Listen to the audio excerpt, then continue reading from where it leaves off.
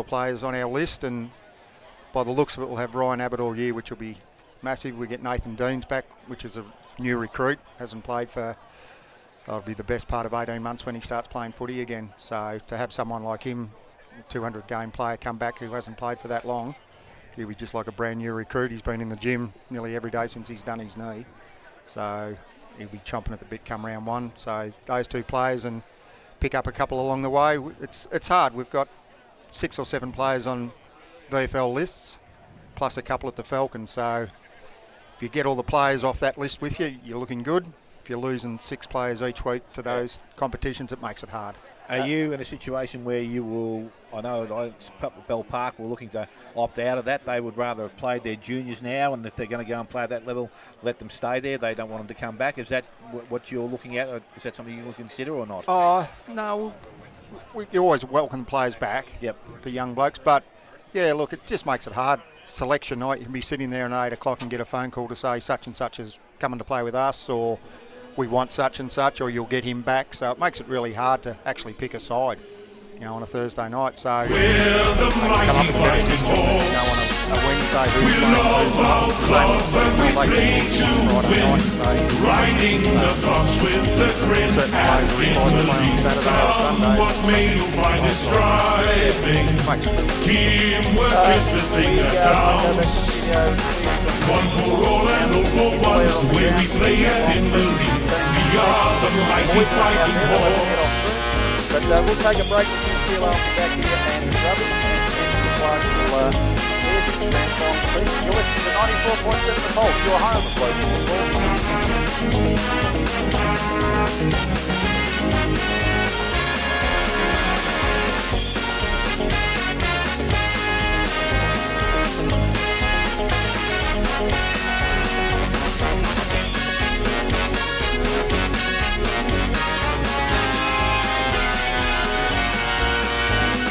We're a happy team at Inverleigh. We're the mighty fighting Hawks. We love our club and we play to win. Riding the bus with the grin at Inverleigh. Come what may, you'll find it striving. Teamwork is the thing that counts. One for all and all for one is the way we play at Inverleigh. We are the mighty fighting horse.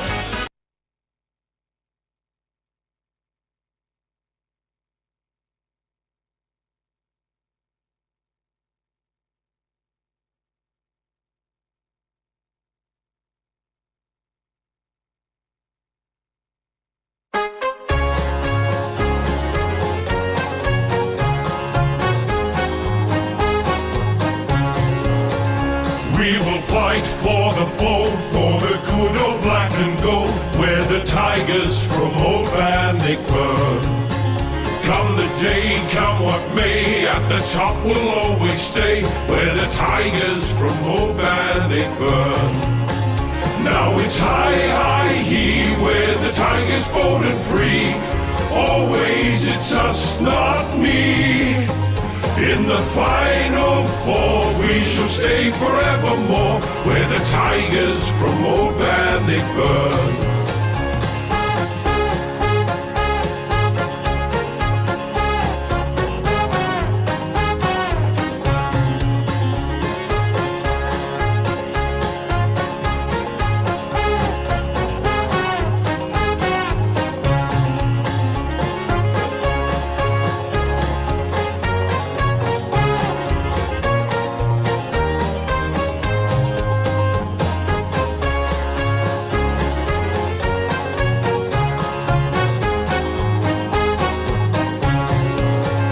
We will fight for the foe, for the good old black and gold. We're the Tigers from old Bannockburn.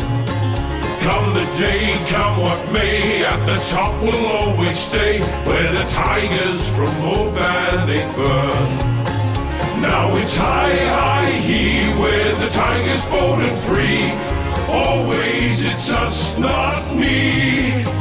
In the final four, we shall stay forevermore. We're the Tigers from old Bannockburn.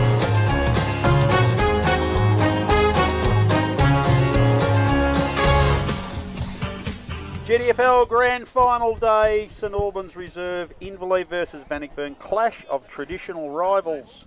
Andrew Clark, you are coaching Inverleigh today. We saw Matt Tyken walk off the ground with an ice pack on his leg only 14 days ago. You know a lot about high-level football recovery from injury. He's out there, he's stripped, ready to go.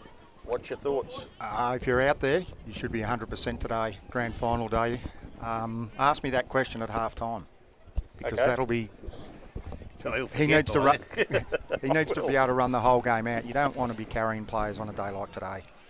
So 2 weeks is not long enough.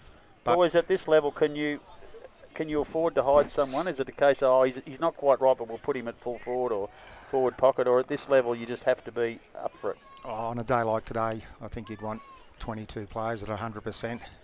And yeah, you can probably slot him forward. He might slot forward and kick a couple of goals and prove me wrong, but you'd like to think that everyone's out there, especially you've got, He's values through the midfield. He's obviously values through the midfield, and he's a bloke that you can actually drop to the forward line just for periods of time. But like he realistically, he doesn't travel at great pace anyway.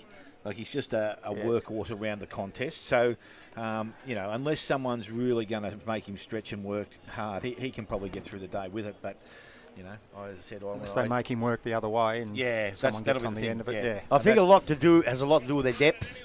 I mean, yes, the bloke might be not 100% fit.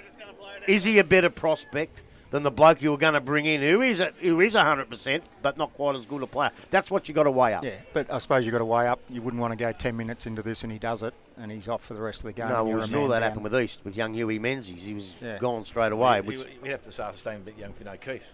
Yeah, well, he looked pretty bad here a couple of weeks ago, didn't he? Yeah.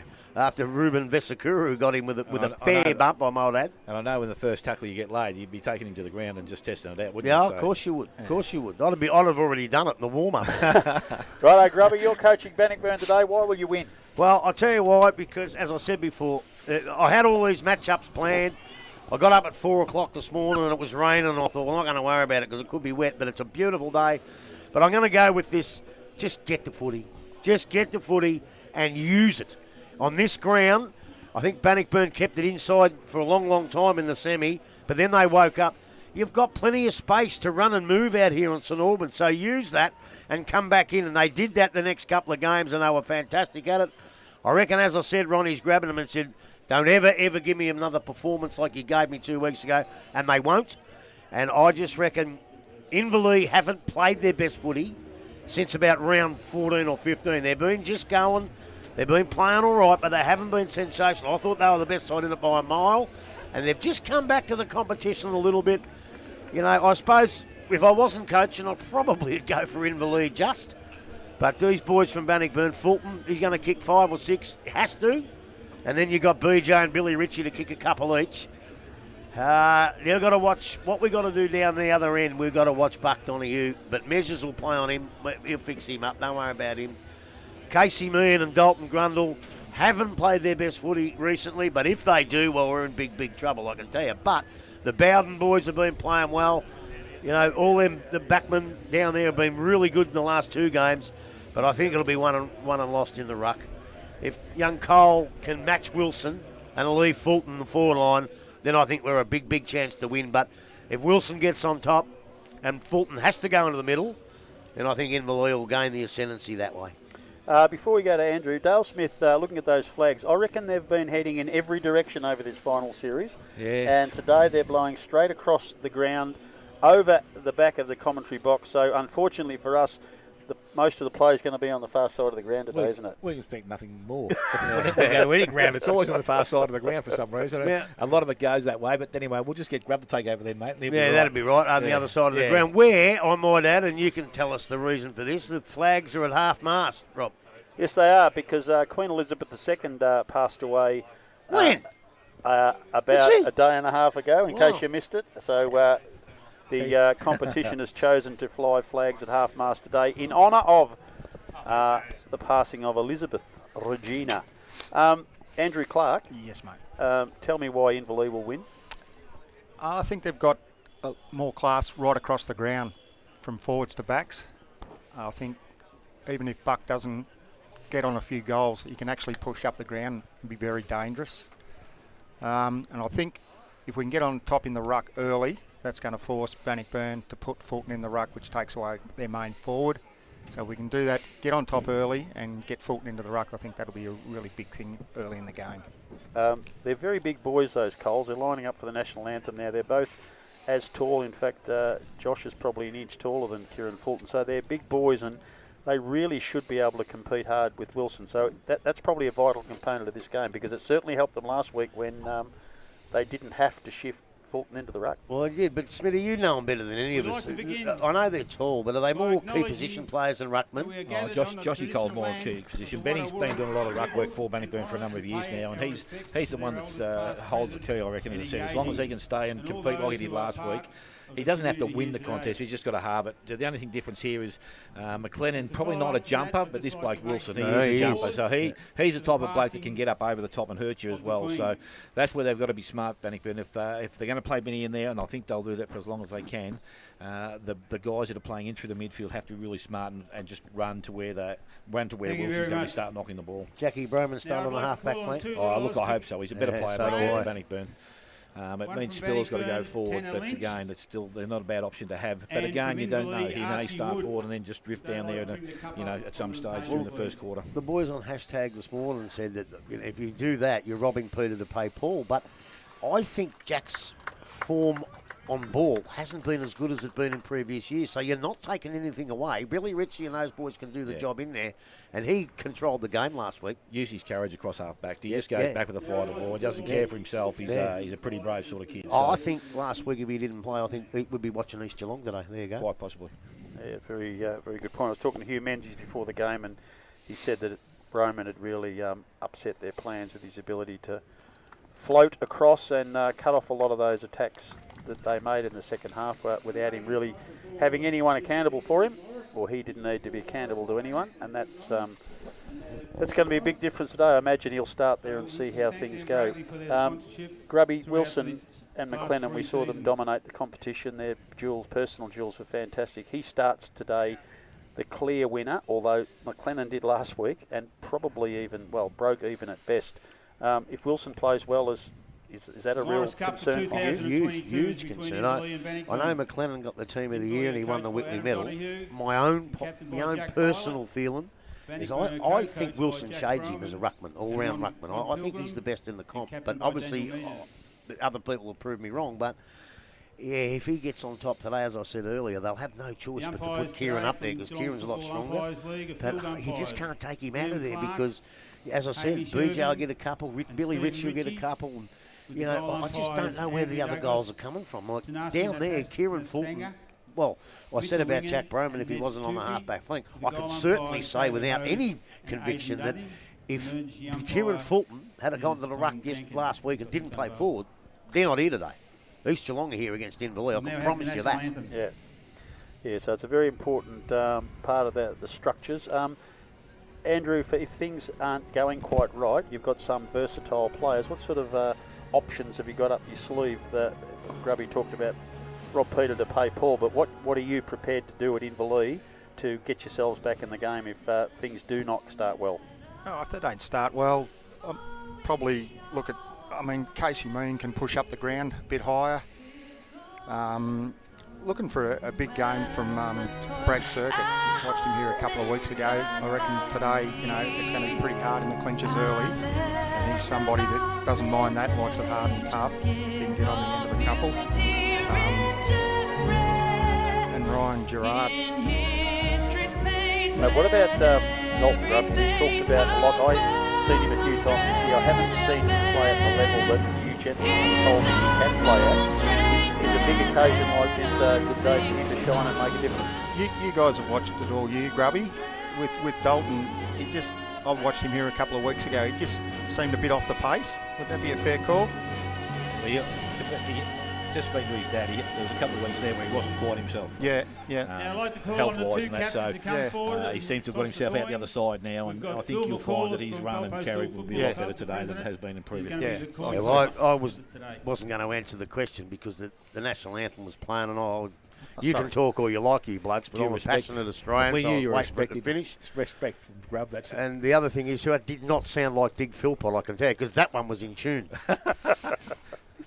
Yes, I think, he can have a really big say in today's game as well, Dalton. I don't reckon his year's been as good the whole year. They started him in the back line, and just not where you want him to play. I know you like it down there, but I thought the first couple of times we saw him, he wasn't the Dalton runner. I know he needs to perform today. Casey Meehan needs to perform today as well. If they do, look out. Where does he line up, Dale?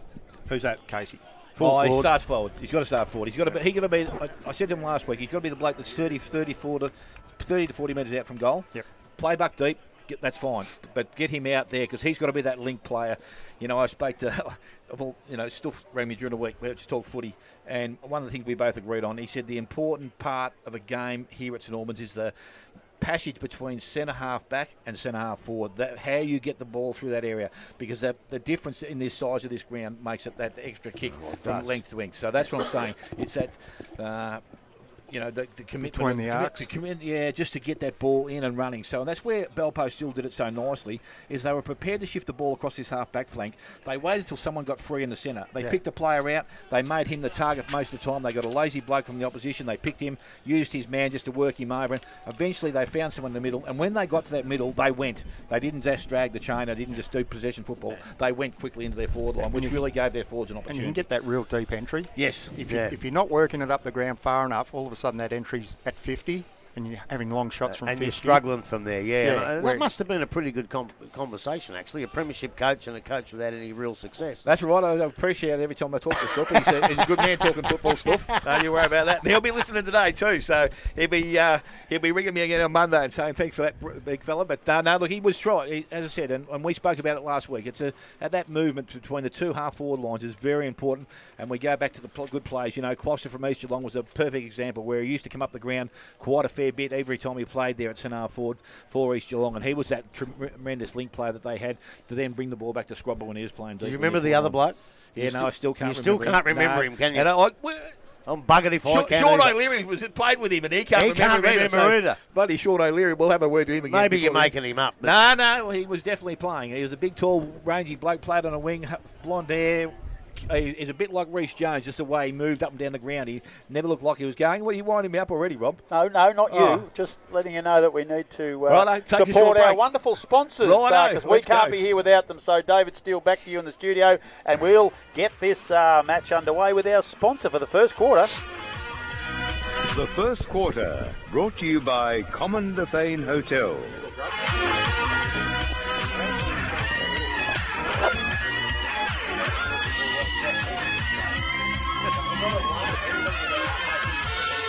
Okay, this is it. It's grand final day. Everyone is up and about and happy. The toss has been made. We see players moving down, and we know that in Bannockburn are going to be kicking to the city end of the ground. Inverleigh will be heading to Torquay. Grubbycations, who's officiating today? Well, today we've had these blokes before, and they've done a terrific job in the lead-up. They've earned their place in the grand final, and I know they're going to do a pretty good job today. It's Liam Clark, who we've had a few times, Hamish Irvin, who's done a lot of GFL, and Stevie Ritchie, a great umpire all year, so we're going to have a great day with the boys. Excellent. Players moving to the position. Is there any changes or any unusual situations, either coach, that you see as your group head down the ground? Not at this stage. It's all pretty much Cal Hetherington, who's been really impressive in the finals, is going to head down to play it forward. Kieran Fulton's heading to the square, so business as usual. Buck Donoghue heading for the square. Daniel Measures is walking in his Daniel direction, as Grubby suggested. We're about to get things underway. Dale Smith will call the opening bounce of the GDFNL Grand Final 2022. And to say that I'm not looking forward to this, as I said, the old rivals going head-to-head, Grand Final Day 2022. Let's look out for a good contest. And a tough one. Yeah, I reckon it'll be tough. I reckon they'll start meeting each other fairly quickly. You betcha they will.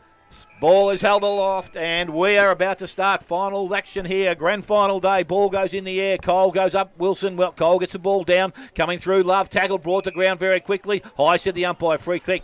First kick will go to Jared Love from the middle of the ground, and he will look to move things fairly quickly, I would think.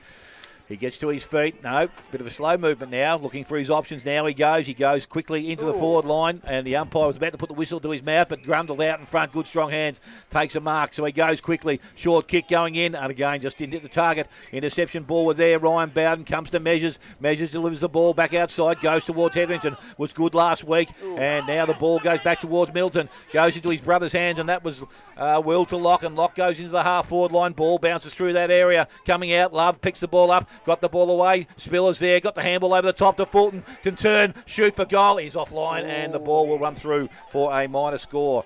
Opportunity there. One behind. 56 seconds. The game is gone. And the Commonwealth Hotel first got a scoreboard that says Bannockburn one behind. Inverleigh are yet to score. That's grand final footy. One turnover, and she's up the other end.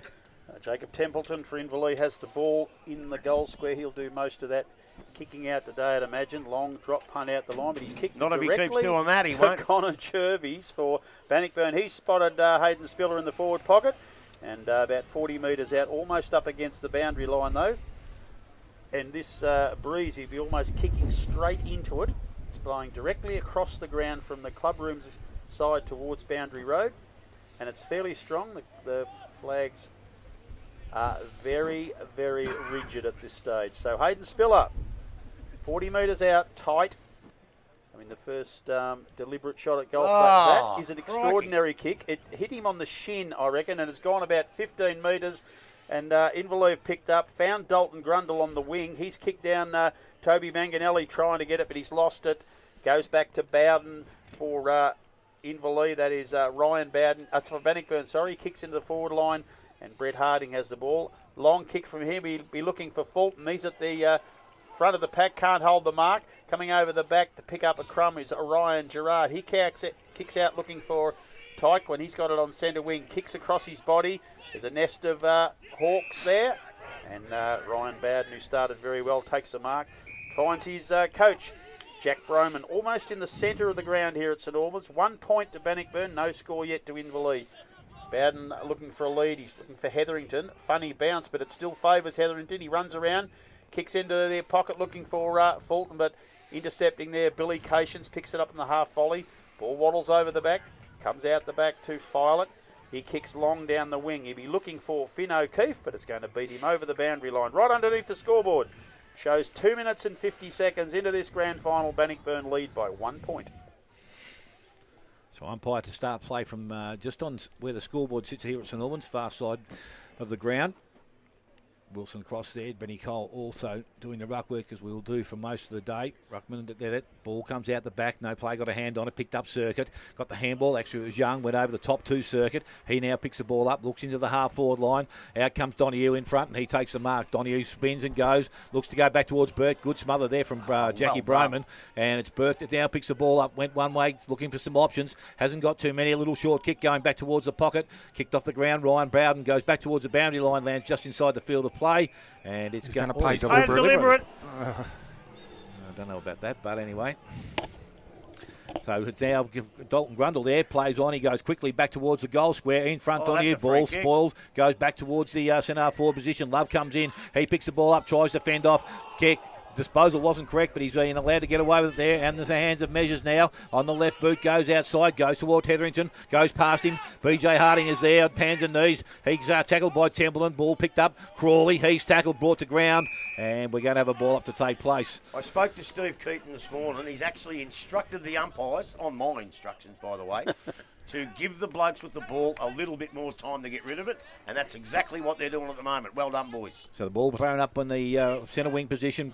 Wilson over the top, knocks the ball down, going past Robertson, picked up by Love, tries to work his way out of the contest again, goes back, picked up out there, and the ball comes out of the contest. It's into the hands of Love on the right boot this time, puts the ball back into their half-forward line, runs through the contest, Measures going back, picks the ball up, a little bit of time, a little bit of space, handball inside to Broman. Broman goes backwards into the hands of Luke Bowden now. He looks up, steps and kicks long, going outside. Spiller presents up the ground, can't get to the ball, out the back Conti. He's going to pick the ball up, he's got Tyken in support, goes back there and then short kick inside 50 or just outside, went to Manganelli. He couldn't hold the ball, he's tackled, sits over the top. Umpire says let's have a ball up just outside forward 50. He needs to hold that one, didn't he? He really needed to hold that one, Toby. A little bit of nerve there from both sides Yeah, at the moment. Yeah, I think they're just feeling their way still. So let's hope things settle down quickly. Ball runs back inside. Manganelli picks the ball up, got the handball away, goes back towards Measures. He doesn't pick the ball up. Picked up out there, goes out to Broman. Broman puts the boot to ball. Doesn't travel too far. Meehan's got it. Kicks back towards goal, and it bounces through. And was hit the post, I think, yes.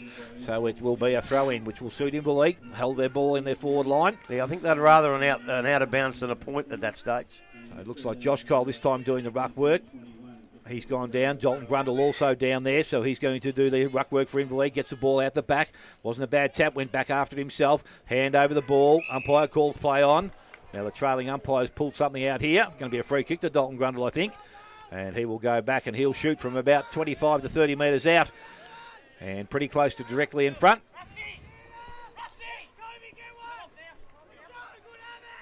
So Dalton Grundle now to line up for goal and put Inverleigh on the board one way or another.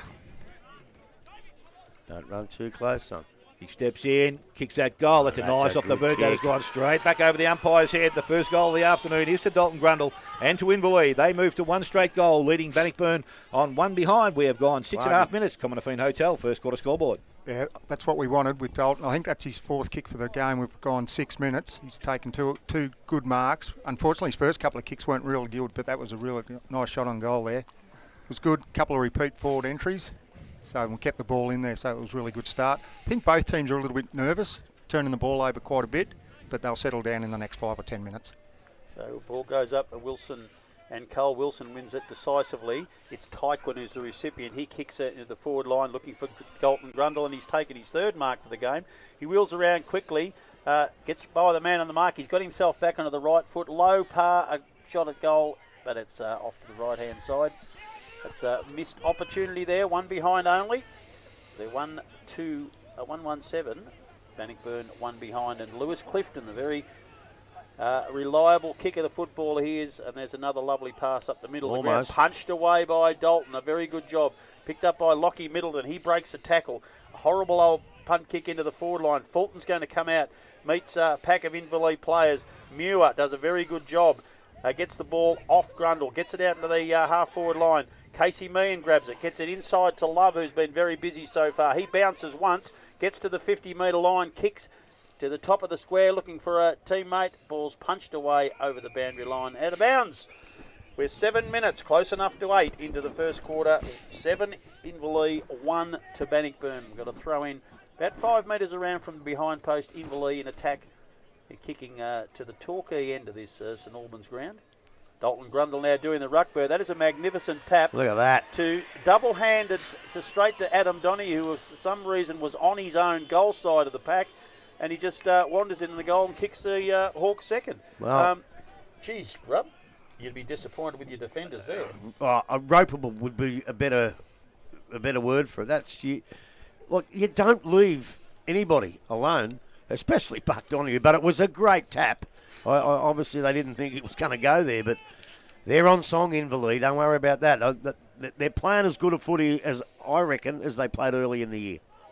And Dalton Grundle, we spoke about pre-match, has had his fingerprints on a fair bit. So ball back in the middle of the ground we go again. Ball comes out, goes to Richie. Richie over the top, goes to Battaglia on the left boot. Drives the ball back to the half-forward line. Going back with the flight of ball occasions. Went through his hands. Went back and collected it now. Looks to give a handball. He's put himself under a little bit of pressure. Then gives the ball away into the hands of Spiller. Back to Battaglia. This is Tristan. He looks up at goal. Goes quickly into the forward line. Ball is offline. It will go through for a minor score. And that will be their second of the afternoon. So they move to two behinds. Inverleigh on 2-1. Ball out quickly into the back pocket. Marcus taken out there. Tyquin it is with the ball. He's got Cation short. Decides to go longer. Back into the middle. Kick had to be good and was. Love had the mark. He's got one high. Yeah, I believe that was a good call from the umpire. Yes. And Jared Love now has also been pretty good in the early stages. Goes back out wide. Goes towards Tyquin. Don't know what he wants to do the stretching part of it too much, but the ball goes quickly now to the half forward. Grozdanovsky leads in the race for the ball, but unfortunately, ball goes over the boundary line. We'll have a throw-in to take place on the far side.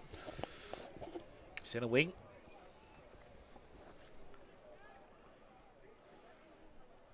So ball now with the umpire thrown back in. Both ruckmen go out at Wilson to the front of the contest. Again, Middleton, a quick kick from that contest, goes to the half-forward line. Cations goes back, taken out of his hand by Battaglia. Umpire said... What did he say? I'm not Too high. Sure. Was he? So it must have been over the shoulder or something, was it? So it's into the hands of Cations, who delivers the ball back towards centre wing.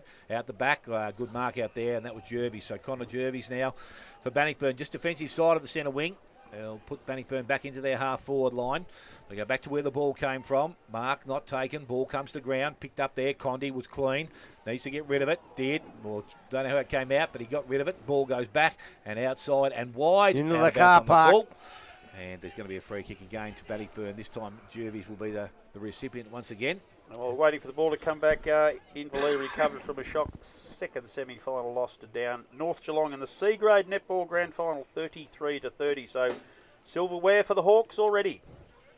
I think Werribee Centrals might have won the under-19s too, didn't they? And I think Inverleigh won the D grade too, didn't they? I think. From memory, That's someone a fair did. effort. Willie Rice called past before and said, I think they won the game. Ball doesn't matter. We're worried about the football now. Ball goes back quickly into their half-forward line. PJ Harding comes out. He couldn't trap the ball. He got support there. Now the ball is pushed back over the boundary line. About 20 round from the behind post, and we're going to have another throw-in which will take place deep in the forward pocket for Bannockburn. Tell you what else I'm worried about. Not worried about. Have a look at this crowd. We are chock-a-block at St Albans. Ball thrown back in. Wilson front position. Ball comes out the back. Picked up there. Muir got through the contest. Handballs away. Goes to Finn O'Keefe. Little quick kick. Didn't travel too far, but straight back into the hands of Lock Middleton. He's inside 50. Again, this will be testing material. He's going to pass it inside. I thought I'd read that nicely. Then he moved down the ground pretty quickly. But it got to Broman, and Jack Broman now will go back and shoot at goal. Right on his limit here.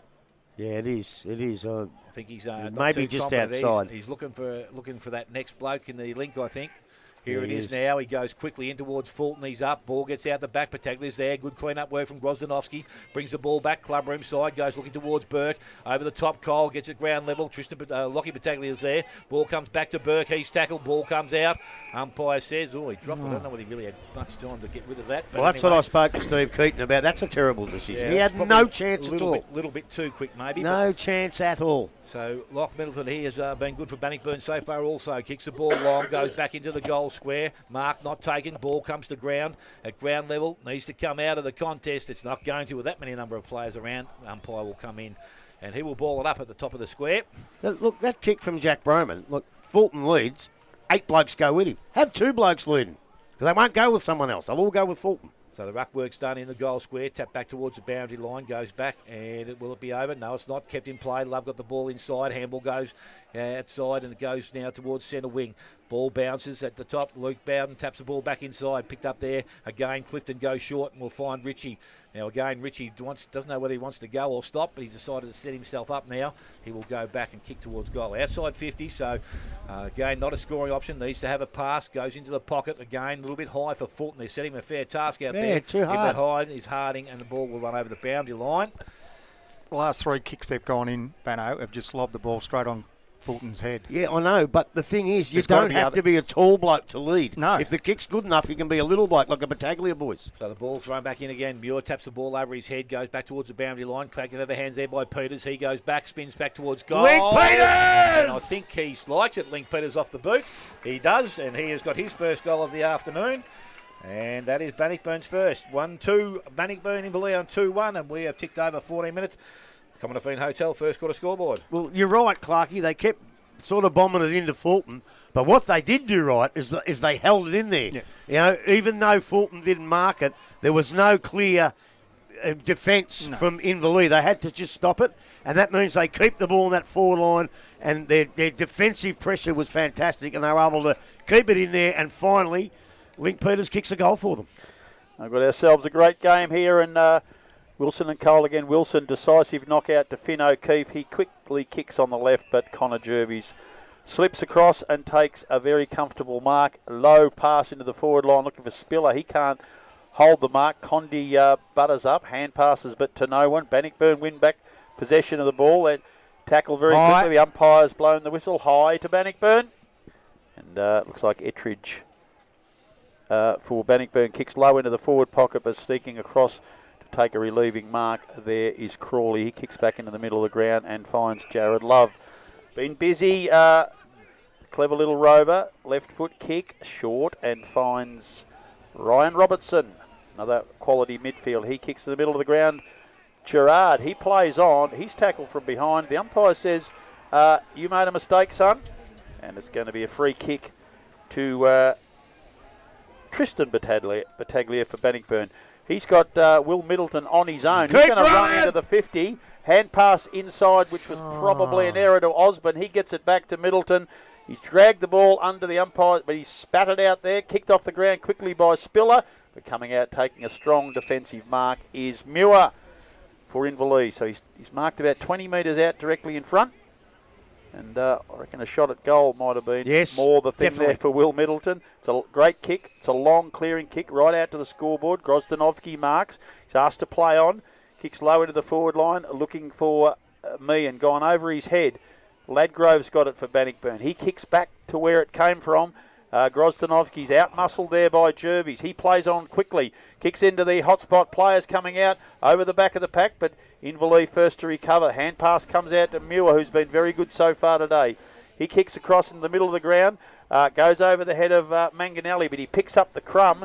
Long left foot kick into the forward line. No one at home, only Ladgrove. Casey Meehan trying to close the gap on him. But coming inside is Josh Cole to take a hand pass. He kicks down the line, and taking a mark there is Ettridge. Gets it to the middle of the ground. Jai Robinson. Bannockburn still have possession with a range of short kicks there. That one going down looking for Osborne. Come over the back of the pack to Battaglia. He gets it across to Will Middleton. Quick kick into the forward line in the direction of Fulton. It goes over his head. Beats he and Filet over the boundary line. Throw in about 15 metres round from the behind post. Bannockburn in attack. They're 8. Inverleigh 13 with 17 minutes into the... At 15 around from the behind post. Ball is thrown in now. Wilson front position. Out the back. Spiller gets the ball to front of the contest. Again, ball picked up. I think that was Byell. Tried to pick the ball up. He couldn't do it cleanly. Now the players converge on it. Umpire's got to come in now and take possession of it, surely. Oh, I thought he was going to do something. There's no way he could have. I've got the binoculars on it. He had to ball it up, and he did. Good boy. So good decision. Only about 20 out from goal. Players finally to their feet. Umpire with the ball in hand. He throws it up. I know Ruckman's going to get at that contest. Ball bounces, tapped out by Wilson, goes out side 50, and it's picked up at their circuit on the right boot, goes quickly back into their half-forward line, gets out the back, races on. Ladgrove's there. Robertson also with him. Ball at ground level, kicked off the ground, runs towards Burke. Burke goes back to Tyquin. Tyquin handballs over the top to Robinson. Ladgrove intercepts. He's tackled, ball at the ground, and umpire, he releases the ball. He's got support there. Ryan Bowden goes out the back to Broman. Broman now on the right boot, goes out wide, looking for, and we'll try and find Osborne. Yes, good hands out there, young fella. He takes a mark and will settle things down for Bannockburn. So Osborne on centre wing, going back into their half-forward line. Grundle there. This time the ball doesn't stick and it goes over the boundary line. We'll have a throw-in. Gee, should have marked that, Dalton. Just on the 50, forward 50. So Benny Cole's pushed down. Said Grundle looks like he's going to do the ruck work while he's down there. Ball thrown back in by the umpire. Ball runs back. Picked up there. Gerard, little handball outside. Didn't travel too far out of the contest. Working through there. Jervis once again. Again, the kick going in. That's a better delivery. Ball out the back. Running player. Free kick. Pick the ball up. He can continue. Will he go? Free kick to Inverleigh, though, over the shoulder. By the looks of it. I didn't see it. Yeah, Grundle... Fulton, when he realised he couldn't mark, he just dropped the body in and attacked the guy sitting in front of him. So it's Crowley is, and he delivers the ball back outside 50. Good kick, mark taken by Circuit. Runners inside, goes in the hands now of Finn O'Keefe, and he puts Brute to ball, goes in the middle of the ground. Burke is there. So Burke now looking for some options. Chameleon wants it short. He's got some support. Takes his second bounce, runs to 50. Needs to go over the top. Will go to Young. Young now needs to steady himself. Goes back towards goal. Won't bring it back far enough. And through for a minor score. So Inverleigh now to 2-2. Bannockburn are 1-2, and we have gone just on 20 minutes. Conifine Hotel, first quarter scoreboard. He had no one to kick it to. No. Right, Bowden kicks the ball back in, finds Ettridge on half-back flank, and he's kicked it further out to a very busy Connor Jervis on centre wing. Immediately passes into Jai Robinson, and another quality bit of foot skills from Bannockburn to bring the ball out of defence. Punched away by Crawley from that attack into the forward line, picked up by Bannockburn, tackled immediately. Has got it quickly out to Osborne. He kicks the ball forward, but Billy Cations marks for Bannockburn. He finds Burke on his own on the centre wing. He kicks down. Casey Meehan drops a simple chest mark. He's got himself out of trouble. Gets around a player. Left foot pass in short, looking for Donny. He comes out, takes the ball. Ladgrove gives him some pressure from behind. Cole is tackled immediately. The umpire said I think he handballed that. didn't dispose of that correctly. He had his back to the umpire, so it was an interesting decision. Well, if you can't see it, you can't pay it, and I think it was wrong. I think he got the handball out. I think that's not a good decision. So Cole is right on the 50-metre mark. So Manganelli's got to kick it about 54 or 5. He's got no wind advantage, but he's going to have to aim for the right-hand goalpost because the wind is pushing across the ground. So Manganelli comes in. He kicks long, very, very long indeed, but punched on the line by Luke Bowden for 1 behind only. Takes Inverleigh to 2-3-15. Bannockburn 1-2-8. 21 minutes into the Common Nafeen Hotel first quarter. Kick out from fullback. Connor Jervis picks up a crumb. Bounces twice. Short pass down the line. And he's found Brett Harding for Bannockburn half-forward flank. He kicks out into the middle of the ground looking for Peters. He takes a mark on his chest. Quickly across to Ritchie by hand. He kicks into the forward pocket. Punched away from Spiller, but he runs forward, tries to pick up the crumb. Can't get it. Players jumping on the ball. Hard up against the boundary line. Half-forward flank for Bannockburn. The umpires finally come in and said, we will ball it up. By the way, we are probably doing a 3-2-1 system today for the medal winner. Oh, okay. Thanks for that early knowledge. It's a bit late, actually, but... So Wilson and Cole. Cole gets it down. The umpire said that he received a free kick. Wilson got arm over the shoulder. And it is Ben Cole who's been rucking so far and particularly well against the... Against Wilson, who was runner-up in the Whitley medal, made the team of the year as well, had a fine year. So Cole now kicks into the pocket, massive players. Kieran Fulton muscles his way to the front of the pack, puts up the long arms, and he's taken a mark only 20 metres out. Tight angle, admittedly, on the wrong side for a right footer. He'll be kicking almost straight into this wind. But it's his first, second real opportunity. He had a kick he'd like to get back again very early in the game that went through for a behind on the run. But this is his first set shot after his first mark. 11 goals in the last 2 finals for Kieran Fulton. Very important player for the Tigers this afternoon. 20 metres out, slight angle, kicks. The umpire's gone across to his right, but he still likes it. His teammates like it. Second goal for Bannockburn. They go to 2-2-14, Inverleigh 2-3-15. And that's on the Common Nafeen Hotel scoreboard. Well, the thing is, Clarkie, as you said before, they were bombing it on top of his head, and 8 blokes were jumping up and punching it, but that one was in front of him. Yeah. He could hold the players back and get his arms up and get clear view of the footy, and that's when he's going to mark it and kick it every time. Yeah, exactly, yeah. Just the last couple of forward entries for Inverleigh. They've got, like Casey Meehan should have marked it out here, but when they've gone forward, their forwards have all moved, let up, been ignored, and then there's no one to go to. I tell you, if it was a bucket of shit, it'd have splattered all over him. Ball back in the middle of the ground, ball out the back and goes towards Ettridge, picks the ball up, runs away from Love, did that okay, and now looks to go into the half-forward line. Peters out in front, and he takes the mark, and outside his 50, handball goes quickly to Battaglia, he goes quickly back inside the ball, going back, nice mark out there, Tyquin. He gets back to help out his defence, and he'll settle things down. Little short kick up over the top, has found Love once again.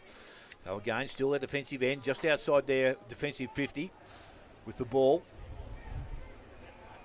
Love now looking to go towards centre wing and beyond. Out there, kick is wide, very wide, and will it stay inside the field of play? It will, says the umpire.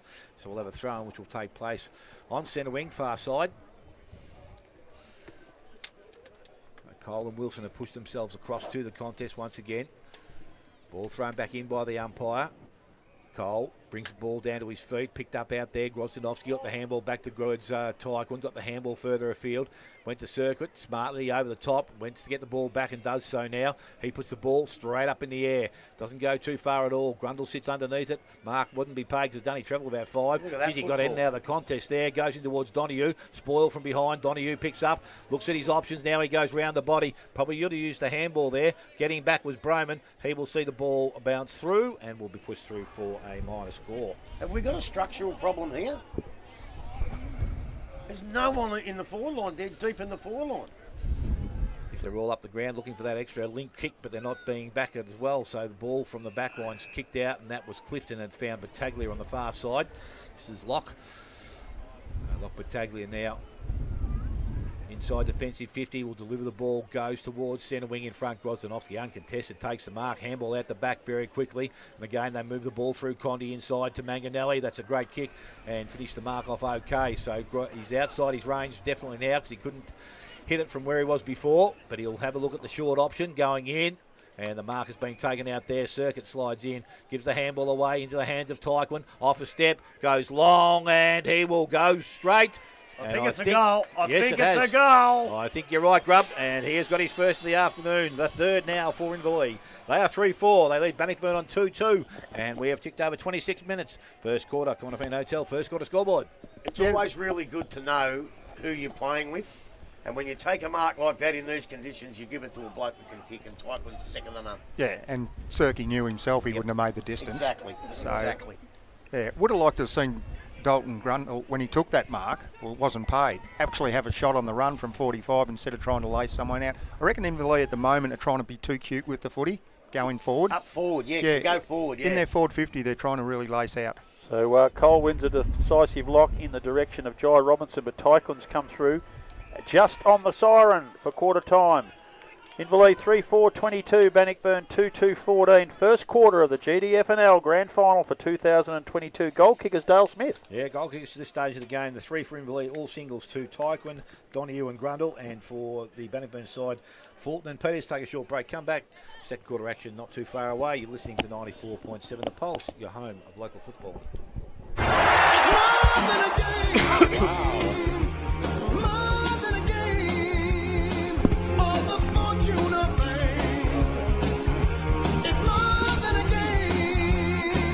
Looking to do something amazing in 2022? Something that supports young people and is rewarding for you? Having a mentor during the teenage years can change the course of a young person's life. Help us be better equipped to deal with life's challenges. All we need is the gift of your time. Sign up today and get trained to become a youth mentor at raise.org.au.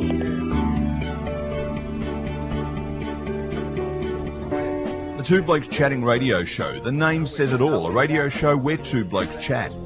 Every Saturday morning from 9 a.m, Rob Cameron and I, Neil Butler, chat with all sorts of people from the sporting and musical arena and from regional communities here and across Australia.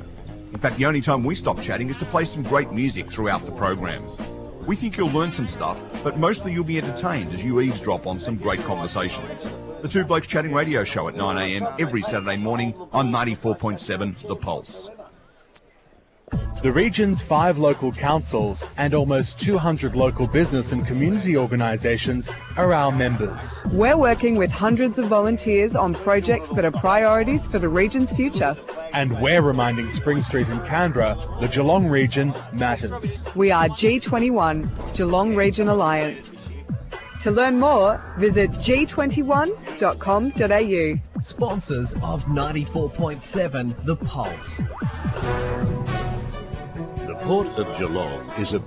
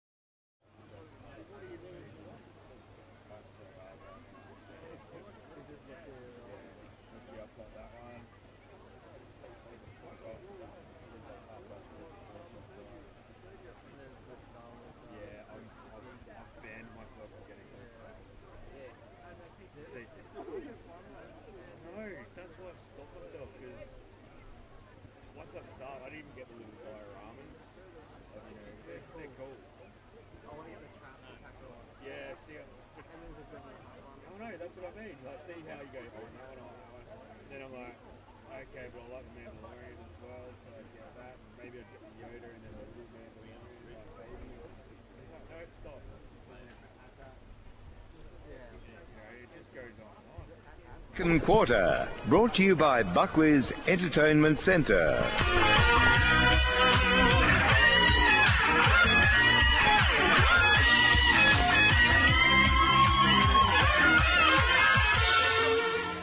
Inverleigh 22, Bannockburn 14 at the end of the first quarter of the GDFNL Grand Final. Andrew Clark, he's the guest coach of the Inverleigh Footy Club, 8-point lead. Are you comfortable, Clarkie? Oh, I think we wasted a lot of opportunity, especially the last 10 minutes. I thought we were really good early, and then once Banno got it in their forward 50, their setup behind the footy was really good. We struggled to get it out. And when we did go forward, I felt our forwards presented, weren't used, and then we had no one to kick the footy to. I think we're trying to have the perfect kick going inside 50.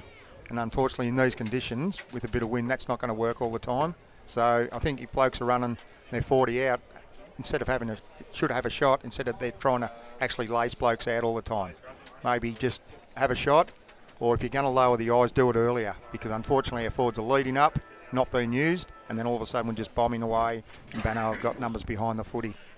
Bannockburn have played pretty good footy, but 8 points behind. Grubby, is that concerning you? No, it's not concerning me. They're playing good enough footy to take hold of the game.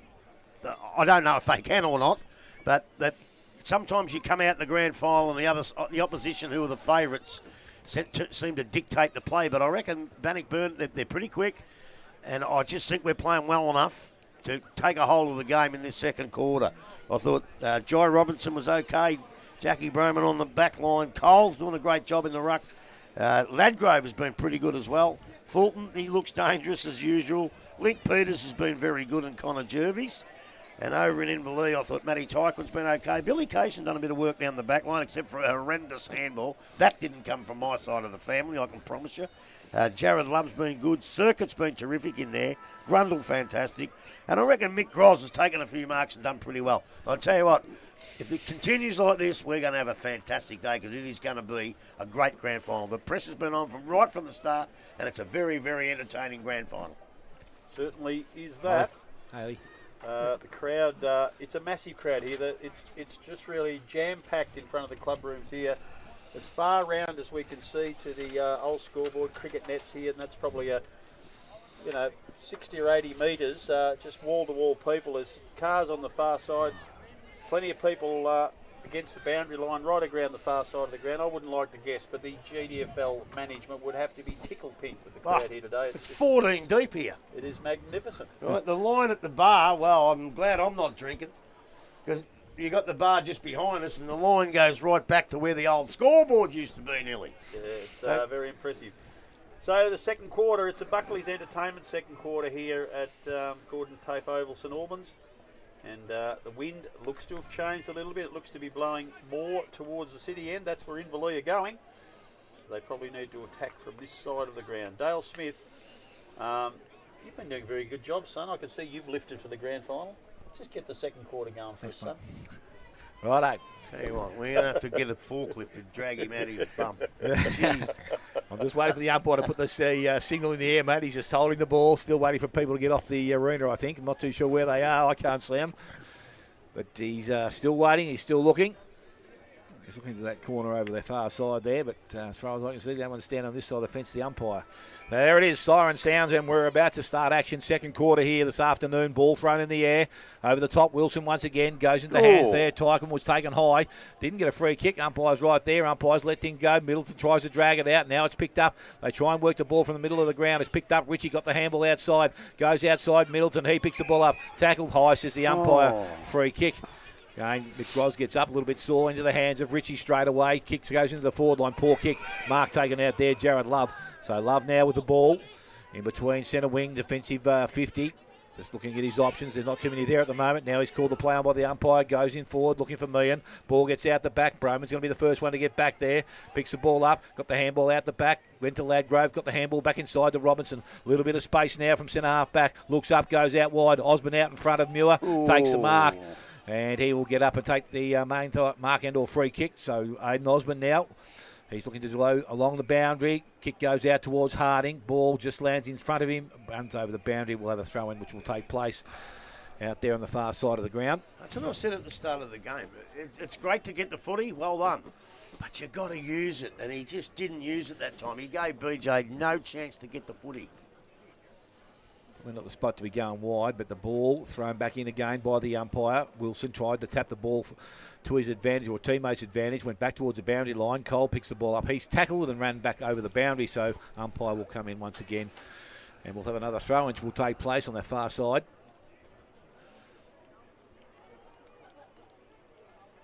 Still waiting for the umpire at the moment. As I said, Benny Cole doing the ruck work. Both he and Wilson there. Wilson up over the top. Goes into the hands now of Young. Kicks round the body. Goes back towards the half-back line. Picked up. Handball over the top there was from Broman. Went through the hands. Picked up again by Middleton. Shrugs the tackle. Got it back from the 1-2 there from his teammate in Jervis. Now his kick goes into the forward line. Kick wasn't that great. It's going to land. Picked up there. Spiller tackled from behind. Oh, probably should have been a free kick also because he never made contact with the ball. Ball goes back to the centre wing. Over the top. Mark not taking circuit. Little boot forward. Goes into the hands. Grundle tries to work himself through the contest. Can't do so. Good tackle out there. And umpire now stands back and says, come back to me. We're going to have a ball up which will take place inside the centre square. And just favouring the Inverleigh end where they're attacking this quarter. City end. Ball quickly into the air by the umpire. Ball comes down, running onto it again. Jervis being good from that far side out towards Hetherington.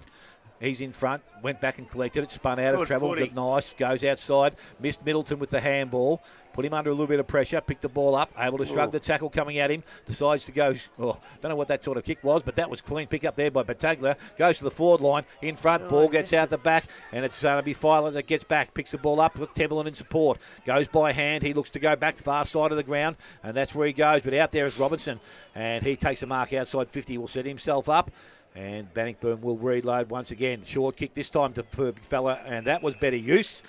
And to clear a space, and Kieran Fulton comes out and did what he did last week. Took a good mark and go back and kick towards goal. Because he got the ball in quick so he could run to a space. If he holds on to it, them spaces close up a little bit, but Inverleigh had no time to block the space, so that's really good footy.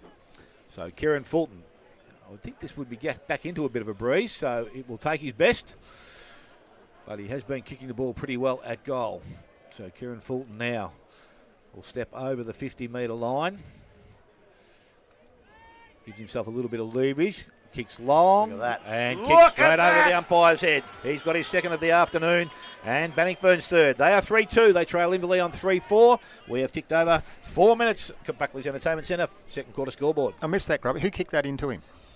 Joe Robinson. Yeah, it was perfect. He just kicked it into the space and made Fulton actually run into that space, and that doesn't give it. The Inverleigh defenders have got no time to fill that space or drop numbers back behind the footy. Well, I think all you're doing is copy what I'm saying, Clarky. But that happened last time. Sorry about that, mate.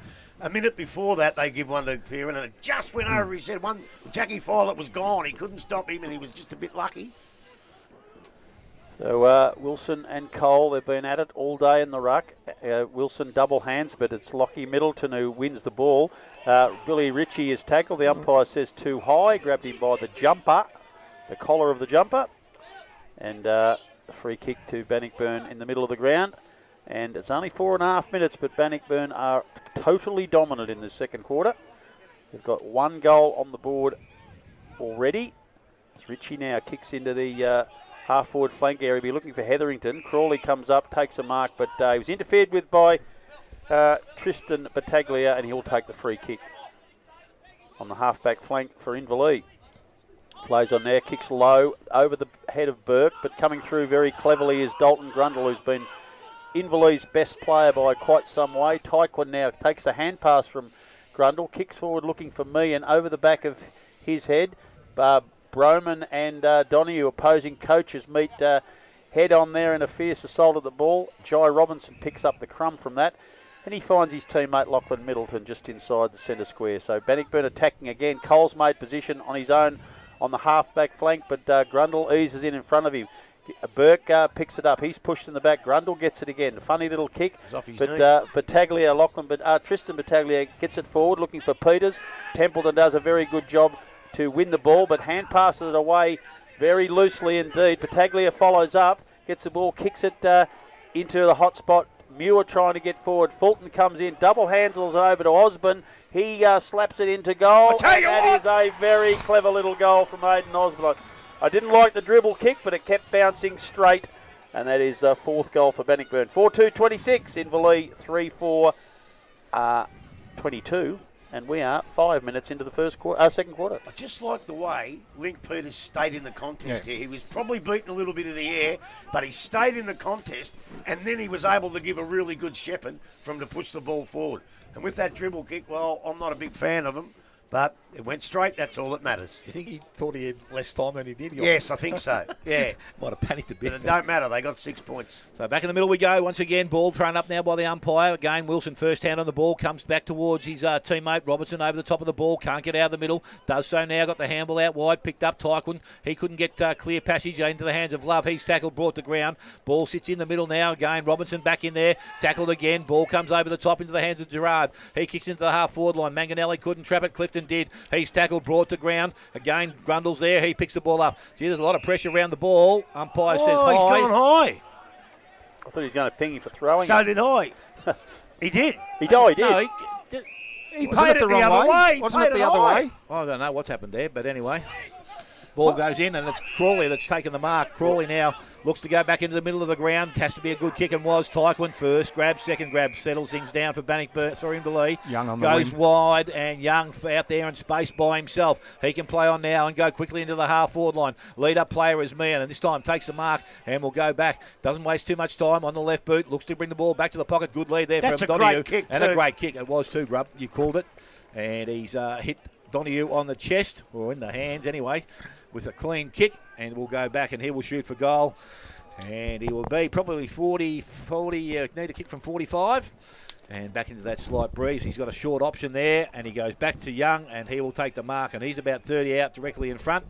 Bit of loose checking there. So an easy goal coming up, you would think, if he kicks straight here. I don't know. I know Youngie can kick a football, but I think I'd rather Donahue from where he was, just quietly. Yeah, I'd have to agree with you there, Grub. But you bring everyone into the game and make it a team. It's a team sport. You bring them all in. If he makes position, you honour that. Well, he was a little bit better, I think. So Yeah, directly yeah. in front now. He just has to finish. He steps into the line, kicks that goal. Gee, that's a wobbler off the boot. You still think that? No, not anymore. It's gone to the pocket, into the hands of Meehan. Umpire says it's gone over the boundary line. We're going to have a throw in. Goodness gracious, that was an awful kick. So from behind post, the umpire will throw the ball back into play. Ruckman let the ball come out the back. Picked up Burke, tried to get the handball back towards the boundary line, did so. Again, it's at ground level, needs to be cleared away. Picked up, handball goes back out to Young once again from the boundary line. Decides to go bang and go long into the goal square. Going back, That's a a great mark there. Grundle's taken the mark. Handball goes over the top to Donahue. No. Put him under a little bit of pressure. Yeah, I wouldn't have been doing and that. He's got a tackle has been laid in the goal square, but again, no prior opportunity, so we're going to have a ball up which will take place. Go back and kick the goal, son. Another example of being cute, Clarkey. Too cute. Yeah. 10 metres out. So ball from the ruck contest comes to the top of the square. Little boot over the top. That was Hutchison. Got the ball back.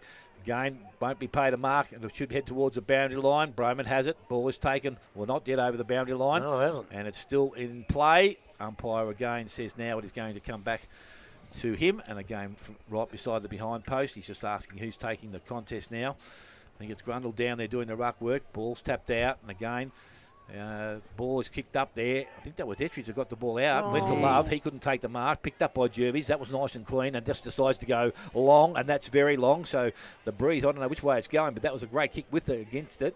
Picked up there. Templeton handballs over the top. Not too sure he's looking for. Spiller goes back and tries to take possession of it. Tried to keep the ball alive. Crowley's there. He did the same thing. And again, no player really wants to pick the ball up at this stage. It sits there. Umpire will come in once again. And we're going to have another ball up. So as we tick over 10 minutes, second quarter, it is Inverleigh 3-4. Bannockburn lead 4-2. Buckley's Entertainment second set quarter scoreboard. There was absolutely no one there to handle. No one. Oh, I can't believe that. He must have been handballing himself. Wilson gets over Cole, gets down towards Templeton. He can't pick it up.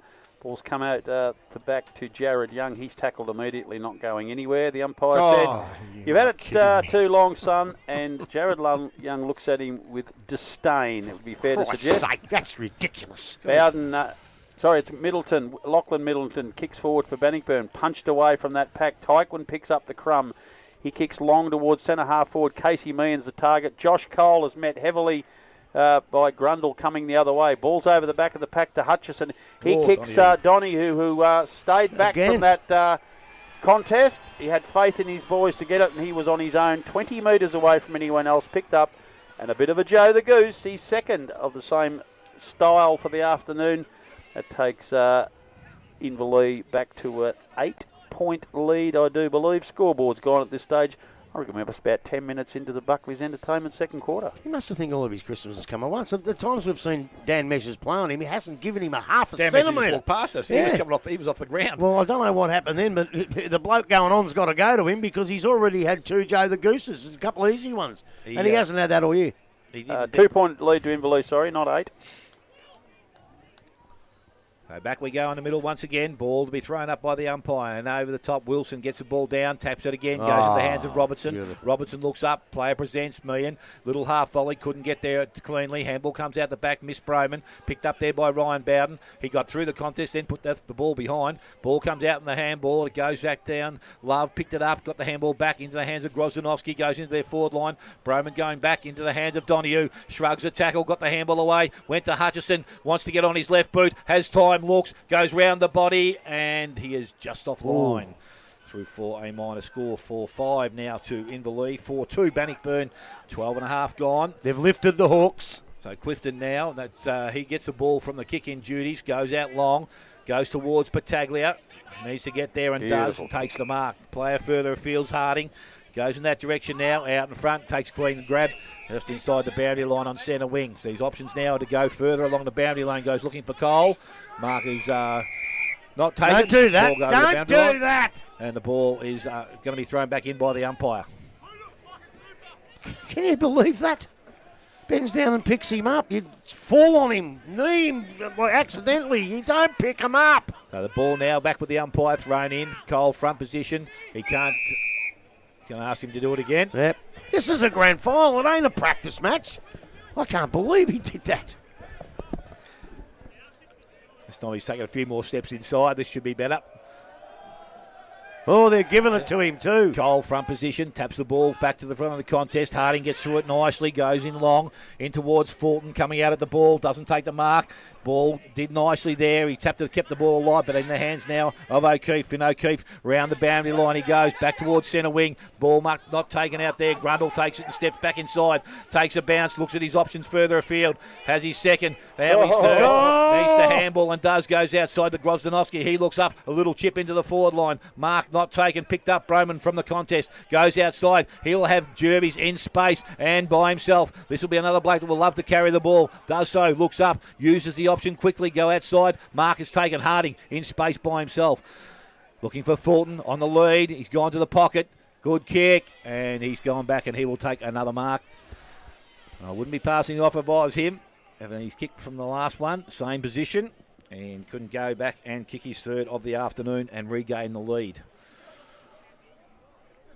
Well, that final kick from Inverleigh on a really good bit of play just kicked it to the advantage of Donahue's opponent. Yeah. Had it been to his advantage, Inverleigh will be lining up for a goal now. Instead, it's up the other end, and Bannockburn can hit the front with it. So Fulton now, as we said, from a similar position where he kicked his last goal, steps inside, gives himself a little bit more room. This time he's dragged it heavily, and that hasn't even scored. And it'll be a free kick going to Condi, delivers the ball back inside. Filet has it now. So Filet now just setting things down for Inverleigh. He goes short and along the ground to Hutchison. Good hands. Looks to swing back on that left foot. Hasn't got the options available at the moment. Now he's called to play on by the umpire. Goes back towards centre wing. Ball in front. Bowden. Ball gets out the back. Picked up out there. Grundle.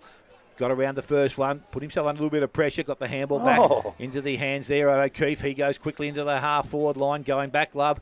Didn't quite get to the contest. There is Robinson. He got through the contest. Ball taken off him, though. Picked up nicely by Meehan. He's tackled. Ball comes out. It was incorrect disposal. Advantage, says the umpire. Short kick into the middle of the ground. Finds Ettridge.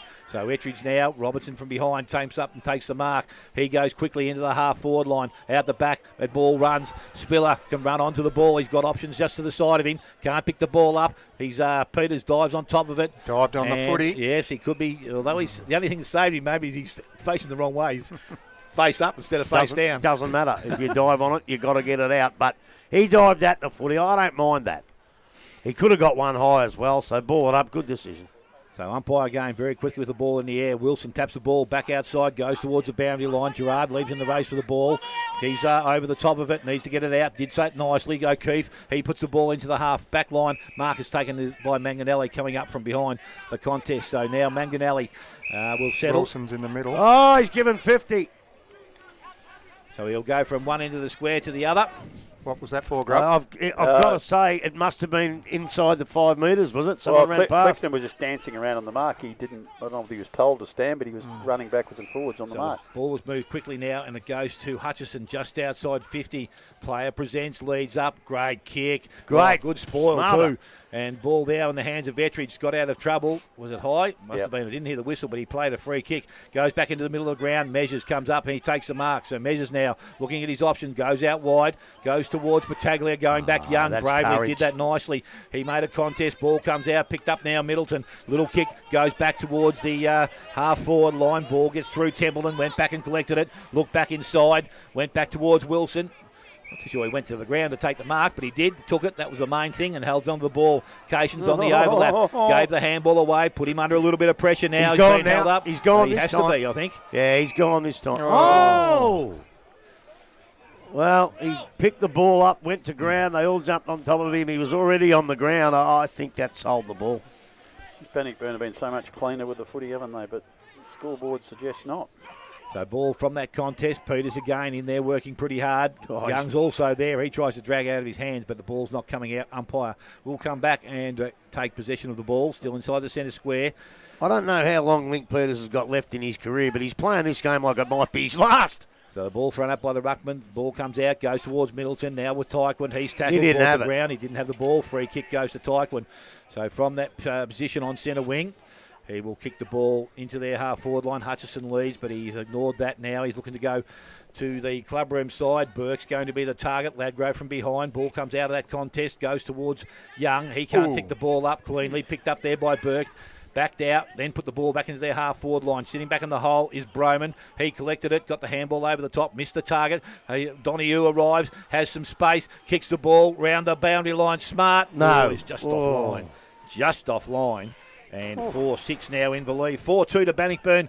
And we have gone almost 19 minutes. Buckley's Entertainment Centre, second quarter scoreboard. It's a pretty good game.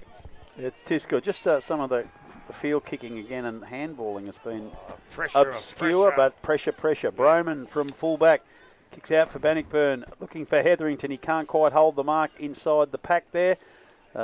Players jump on top of it and will certainly have a ball up underneath the scoreboard. 19 minutes in, 4-point lead to the warm favourites Inverleigh here, but we expected it to be a great struggle, and that's exactly what we're seeing this afternoon. Wilson gets a good thump forward, but Bannockburn pick up the crumb, hand passes out to Jai Robinson. He gets it back to Lockie Battaglia, kicks down centre wing. Muir comes out. Reza can't hold the mark, grabs hold of Spiller. The umpire didn't see that. Comes out to Condi, and he passes very neatly to Circuit. Circuit gets it across to Tyquin by hand. Low pass from him, looking in the forward line for Meehan. Manganelli runs onto it. Push, picks up the ball, gets it out the back of the pack. It's a free kick here to Inverleigh. That is a high tackle. I think it's going to be Paddy Burke for Inverleigh, who has won the free kick. Forward pocket, a tight angle for a right footer. He's probably only 5 metres in from the boundary line. He's only 30 metres out where he'll kick from. Take your time. Take your 25 seconds. Paddy Burke has been a real revelation for the Hawks in the second half of this season. Drop punts across the face, just hits the top of the post. One behind only. 4-7-31. Bannockburn 4-2-26, just ticked over 20 minutes, and the ball's in the reliable hands of Lewis Clifton. He finds a teammate making space is Hetherington. Donahue comes from the front, punches cleanly across the... No, it's Grozdanovsky actually, punches away from him. Hetherington tackled immediately. He picked the ball up the second time, and he's been dragged over the boundary line. Boundary throw in. 5-point lead to Inverleigh, closing in on half-time. 21 minutes gone in this Buckley's Entertainment second quarter. It's a very good throw in. Wilson and Cole. Wilson gets most of it to Jared Young. He does a very good job to evade a tackle. Misses a second one though. The crumb is picked up by Bannockburn's Middleton. He's not going anywhere. That's Will Middleton in under the pack where he loves to be. does his best work under there. Have a secondary throw in. Cole and Wilson again. Comes to this time to Lockie Middleton. He has a fresh air shot at it. Free kick. Plays on is Jared Young. Kicks into the hot spot, but coming out, taking a very good mark there is Luke Bowden. Across into the back pocket. Finds Broman, who's been exceptionally good again today. He's had a great final series.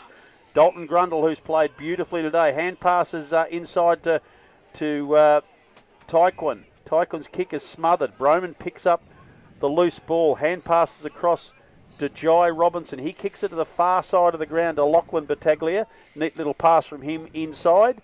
And he's found Will Ritchie, who's been quiet so far today. Looking for Spiller by foot. Pushed out of the way there by Byal. He comes through. Grabs the ball. Hand passes back to Muir. He's in space. Got plenty of time now. Short kick from him down the line. Misses the target in Burke. But he gets a hand pass inside to Love. Love short kick finds Tyquin. Just inside the centre square. Far side of the ground. Wind still blowing heavily. Ryan Gerard's made position right in the centre circle. Tyquin finds him. His low kick into the forward line for Donoghue. Shocker. Misses him by a mile to Measures. Measures across there to Ritchie. He hand passes forward. Doing a very good job there. Lachlan Middleton runs onto the ball. Taps it to his advantage. Evades a tackle. Kicks horribly into the forward line looking for Fulton.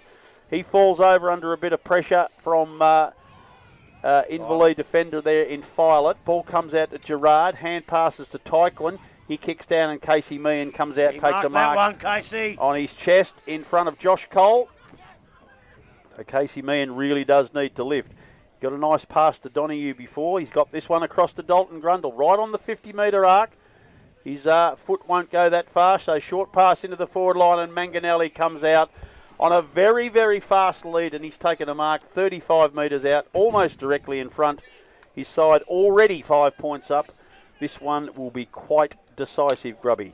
And it will, and that's what I asked before. They're all going to Fulton. You got your Battaglias down there to do what Toby Manganelli just did. You don't have to be a big power forward to lead into a space.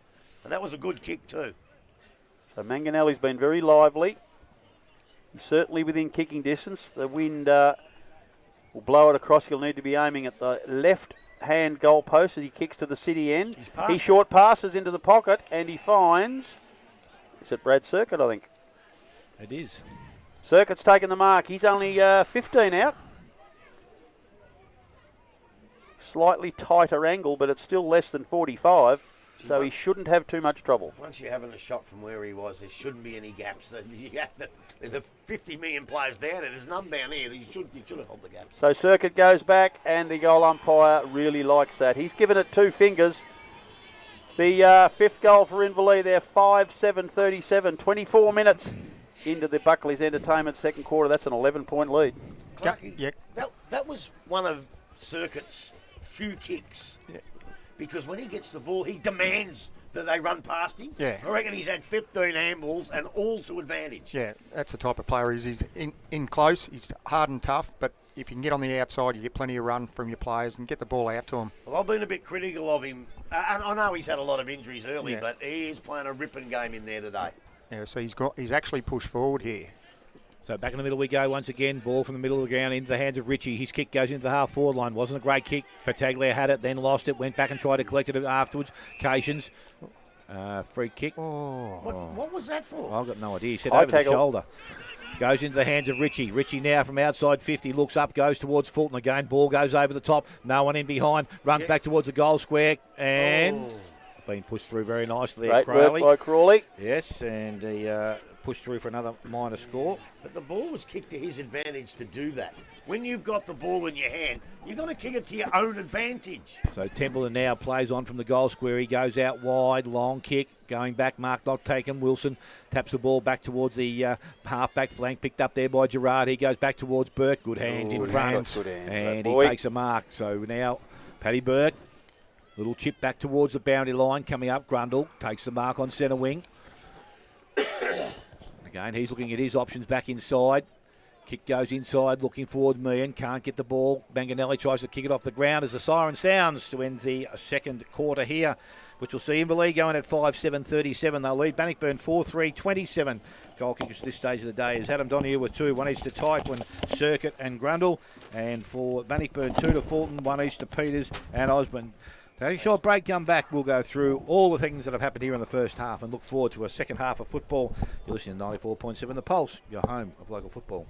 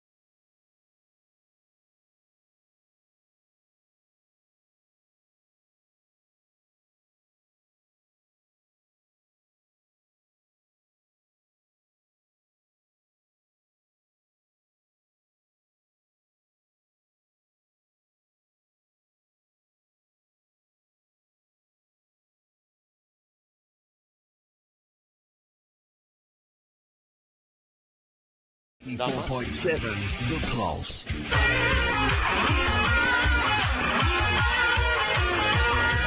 The third quarter, brought to you by De Grandy's Sports and Cycles.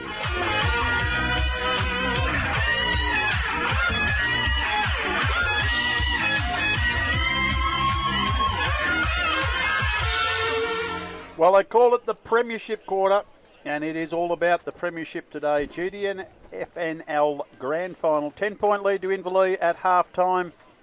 Their coach in the commentary box, Andrew Clark. Are you happy or still a bit nervous, Clarkie? Still a bit nervous. Yeah, I thought the start of that second quarter, I thought Bannockburn were absolutely all over the top of us. Probably didn't make the most of their opportunities, but I thought they looked really good going forward. They looked quicker when they moved the ball. And then probably halfway through the quarter, we seemed to get on top again. Kept the ball in our forward half for a long time. But I thought the game really opened up the last 10 or 15 minutes. Both sides were moving the ball a lot quicker, cleaner. I still think we kicked the ball to Buck too many times. There's other players out and we're trying to push the ball through to him when there's other players free. It's good to see Cirky got on the end of one. But, yeah, look, we're 10 points up, you take that. But I think there's a hell of a lot of work to do still. So, Grubby, 10 points to make up. Do you think the boys are capable? Well, they are, but I just think at the moment, Inverleigh, when they go forward, look a bit more direct, and they're kicking the goals. I think in general play, we're up with them. We're going all right. At times we show them a clean pair of heels. Do we look for Kieran Fulton too much? Yes, we do, but he's going to be the one to win the match if we're going to do it, so I don't mind that. But I think if you notice, as we said, they bombed a couple at his head, and blokes come from everywhere, but when they get it in front of him, very, very hard to stop. Grubbers, time to bring a Billy Ritchie in behind him. Yeah, I think so. I think so, because they're obviously conscious of Kieran's ability, and if there's someone coming over the top all the time, you have to have somebody on the deck, and Billy Ritchie's that player. I thought for Inverleigh, Tyken was good again. Condi was good that quarter.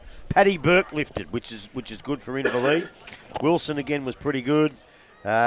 Circuit was terrific, I thought, that quarter. Grundle was even better. And Toby Manganelli started to look a bit dangerous. He's got to look a little bit more, I think. Jai Robinson was good again. Billy Ritchie lifted that quarter, but his disposals weren't great. He's got to lift his disposal rate. Broman again was good. Lockie Middleton played the best quarter I've seen him play for a while. He really got the ball and got a bit of run and strength in his game. Peters, as I said, he's not getting a lot of kicks, but he's doing a lot of hard work.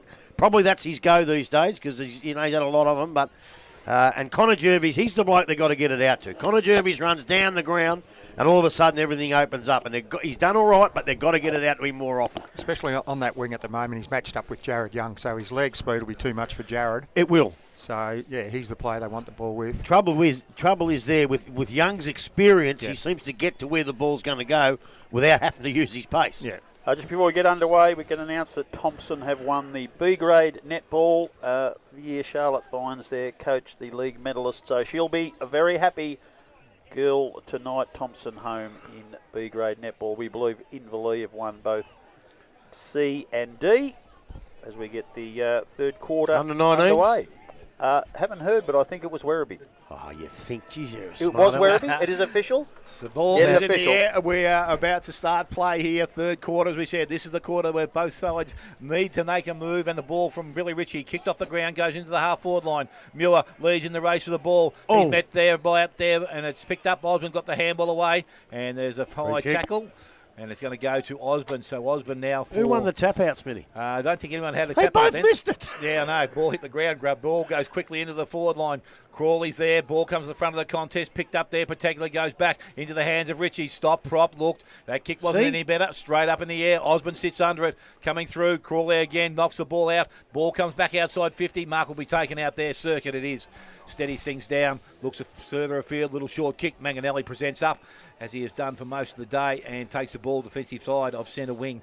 Goes quickly now outside. Goes looking for Grundle. He's out in front. has the pace, takes the ball up cleanly, looks back inside, kick.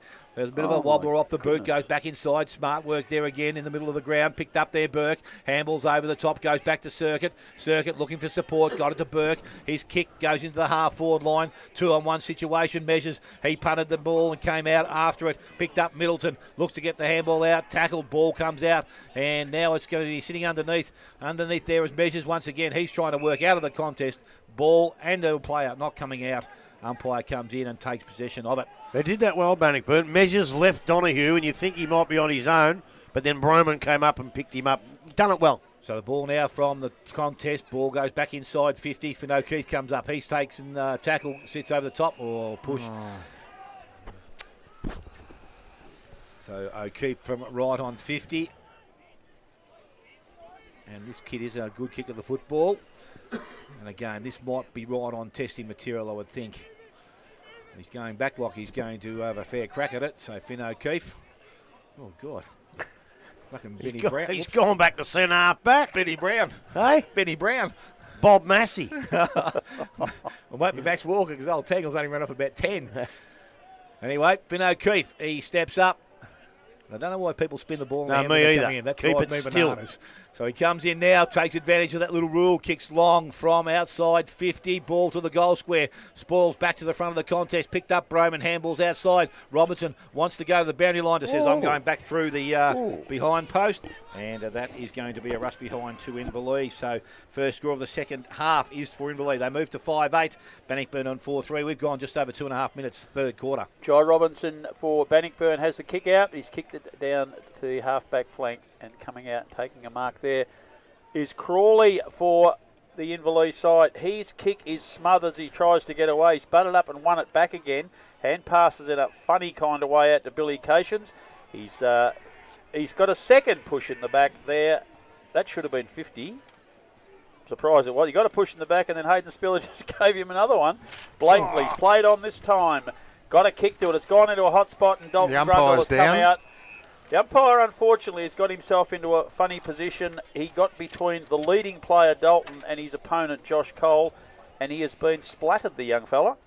Good to see him get up and carry on. Good boy. He's continuing on. Got a bit more go in some of the players, I tell you. So he got himself into a bit of spot. I'm sure Steve Keating will be talking to him about positioning after the game. But it's Dalton Grundle. The man on the mark is 40 metres out directly in front, so he's going to have to kick from 45. Has he got the toe to do this, Dale? Oh, I guess the distance, no worries. Accuracy would be the question. So Dalton Grundle kicks from 45. It's left the boot terribly to the right. Distance okay. One behind only. 5-9-39. Bannockburn 4-3-27. Coming up to 4 minutes into the De Grande Sport and Cycle third quarter. Jack Broman for Bannockburn has the ball in the goal square. He's played beautifully again today, the coach of the Tigers. Long drop punt out to a half-back flank, looking for Ben Cole. Comes to the front where Hetherington picks up the crummy. Hand passes to Spiller. And that is a horrible helicopter punt down to the centre wing. Condi gets a hand pass from Gerard, who had got one. Tyke's been tackled and lost the ball. The umpire says advantage. Harding gets it. Kicks it towards Fulton. He comes out, grabs it, hand passes back towards Harding. He's tackled immediately. Ball drops free again. Harding has another go at it. Inverleigh pick up the crumb now. Get it back to Tyke when he's tackled immediately again. But picking up the crumb there is Templeton. He kicks down the line, but the umpire says out on the full. And that's a free kick to Bannockburn. Right under the scoreboard, which shows them 27. Inverleigh leading on 39, 5 minutes. The Grande Sport and Cycle third quarter. So there's a kick from Measures, goes into the half forward line, punched away from Spiller, front of the pack. Jared Young kicks across his body, looking for Finn O'Keefe. He can't stop the ball, dribbles over the boundary line, and we'll have another throw in far side of the ground. Wind still quite strong, blowing almost straight across the ground here, so no real advantage to either side. Ball's thrown in. Oh, sorry. Go on, keep going. Smith, he's the commentator. Wilson gets the ball down in front of Cole. Lachlan Middleton, who bursts away from the pack. He's played a very good game today. Kicks towards Fulton, and he comes out and takes a strong chest mark in front of Jack Follett. Plenty of pressure on, but Fulton will line up for a goal. He's on a tight angle, but only 30 metres out at most when he'll make contact with the ball. What do you think of that, Grubby? Well, Scott that's Condy. what I wanted him to do.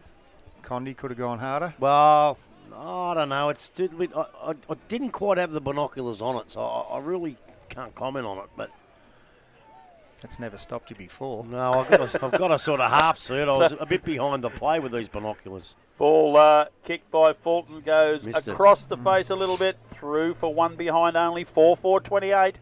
Inverleigh 5-9-39, and we'll let the other commentator, Dale Smith, off the chain now. No, he's playing, remember? Yeah, ball kicked in. A lot of people are having trouble with this ball. I reckon they've got to put some air in it. That's not doing good to at the Kicking moment. has been But terrible. Kicking has been ordinary. Picked up there, Jervis goes over the top. Handball goes back inside to Spiller. He won't take the ball cleanly. Picked up Middleton, lies on top of the ball now. Gets to his feet. Nice. Tries to work out of the contest. He did come out, but he let the ball go. Handball comes back inside. Tyquin. Running player, Cations. Cations goes back inside to Robertson. Missed him. Coming across Battaglia. He picked the ball up. Got it to Cole, into the hands of Peters, quickly into the forward line. Ball gets through the first contest, picked up at the back by Muir. Handball's outside, into the hands of Templeton. Templeton goes looking outside for Grozdanovsky. He takes the mark. Has Donahue further afield, but decides to go for the longer options there in Meehan. Going back, ball not taken out there. Going out the ball hard was Edridge. Did that very, very nicely. The young fellow kicks up, and his kick, unfortunately, was poor, and he turns it over, goes back into the hands of Grozdanovsky, who will take the mark. Defensive side of centre wing. He's asking players to push across. He's got Circuit in the middle of the ground. He now kicks down the line. Again, going back towards Meehan. And the mark is taken out there. Circuit really uncontested, I suppose. Young's asking for the ball to come in long. That's where he's going to now. Kicks in long. One-on-one contest back there. Jervis is with him, and he takes an easy mark on his chest. Has Robinson as the outlay. Goes in that direction, but Cole's out there, and that's Josh Cole. So he's got now the runners. He needs to run and carry the ball, but he's decided to take his time, weighs off his options, and goes long towards centre wing. Pataglia's in front. Cation's out the back. Ball gets through both of them and runs over the boundary line. Inverleigh. And it's going to be a ball up. Inverleigh. Inverleigh. Good on you, mate. Thank you. Probably not a good option, Dale, going forward to Jared Young. No, Two blokes on him. Circuit was asking to lead quickly and forward, but he never moved that well. So ball from the contest, picked up. Lockie Middleton emerges with it, runs his loop, then kicks into the half-forward line, coming out. Marker's not taken there by Grozdanovsky, goes back and collects it, got the handball away into the hands of Robertson now. He goes out wide, looking towards me, and ball bounces in front of him. Can't take it cleanly. Ball from Bowden, wants to see it over the boundary line. He went back and collected it, kicked it along the boundary, went looking for his teammate further afield, stays in the field because Robertson picked it up. He looked back towards centre forward, ball got out the back, and it's kicked off the ground. Now there's a race on. Harding's there. Condy is also. Harding did nicely, got in front of Condy, but he got the ball. Handball outside, ends up in the hands of Peters. Handball comes back in. Hetherington runs towards goal. Hetherington, he kicks the goal. So he gets his first of the afternoon, and the fifth now for Bannockburn. They're 5-4. They trail Inverleigh on 5-9, and we have gone just on 9 minutes. Third quarter. Clarky, they just worked it and worked it, didn't they? Condy did all the hard work. He got back there, and he's picked the ball up and just handballed it. Yeah. Just hold the footy. Worst case, he'll get pinged. He's on the boundary line. Instead, he's handballed to nobody and turned the ball over. And when he did handball, all it was a hand in there from the Bannockburn. Yeah. It might have been Peters. I'm not sure. It's a long way away. But that little hand out, that gave him an easy run into goal. Yeah, hold the ball. Yeah. If you get pinged, will you get pinged? Get pinged. Yeah, I agree with you. I agree with you. Release on your Brett terms. Harding's goal, that one. Wilson wins the tap, looking for Tyquin. He can't get clear. He's got a second go at it now. Kicked off the ground by Ritchie. He releases a Lachlan Battaglia. Left foot kick into the forward line. Looking for Harding. Punched away from him. Coming through his bile. He's tackled immediately. Going nowhere. And the ball is over the boundary line now. So Bannockburn up and about. They've got control of the game. They're winning it around the stoppages. But the field kicking from both sides at the moment is really below par. And I suppose there's a bit of pressure. But the ball, maybe it is something wrong with the ball. Anyway, Wilson wins the tap out, but Lachlan Battaglia hand passes it to his brother Tristan. Jai Robinson evades a tackle from Billy Cations, kicks long into the hot spot. Waiting out the back to take a very good mark there is Templeton for Inverleigh. He kicks long down the line. Broman and Hutchison. Jared Young comes in, picks up the crumb. He's tackled immediately. Jervis tries to win the ball, and he is tackled without it. Hutchison grabbed him when he didn't have the ball, and Jervis will take the free kick on centre wing for Bannockburn. So Jervis, who's been very, very lively on that far wing, he's made it his own home out there. Kicked long, half-forward flank, punched away. No, in front position, was punched away. Boyle did get a bit of a fist in it to Hetherington, couldn't hold the mark. Over the boundary line it goes in forward pocket. Bannockburn 5 points in arrears, 11 minutes into the De Grande Sport and Cycle third quarter. So umpire about to restart play right on the forward 50. Bannockburn's attacking in this time. Ball thrown in. Cole gets the ball down, goes back inside. Peters runs onto it, tries to get in now the contest. Tackle as he picked the ball up, brought to ground. No prior opportunity there, I wouldn't think. No. And the umpire will come in and ball it up. Well, that's what you do when you're Condi, don't you? You sort of get wrapped up and look like it's, no prior. So umpire now restarts play, throws the ball in the air. Wilson from behind. Ball comes out of that contest. Kicks, goes into the forward line, coming out. Oh. Ball gets through the contest again. Picked up out He was there. stiff, Hetherington BJ. got the handball out into the hands of Osborne. Osborne around the body, goes back towards the goal square. Filet kept it in the field of play. He's got support back there. Condi hands the ball back to Filet, who was must have been over the boundary line. Oh, he's called deliberate. He's what? He's called deliberate. Jack was standing behind the line, his handball to him, and he's called deliberate. If he goes straight to a player, that's not deliberate, is it? Well, I know there's probably obvious times that it can be. Well, if he knew that he was standing outside the line, it could be deemed that, but we're a long, long, long way from the line. That's a big call. Yeah, it is. So Jai Robinson it is now. It looks like he's going in there and taking the ball. I think it's Jai Robinson. He's a left footer, so he'll use his left foot, kicks around the body, brought it up too short, and out in the full. Oh, it should play deliberate against him too then. Yeah, he hasn't even scored. So we didn't think through that process too well.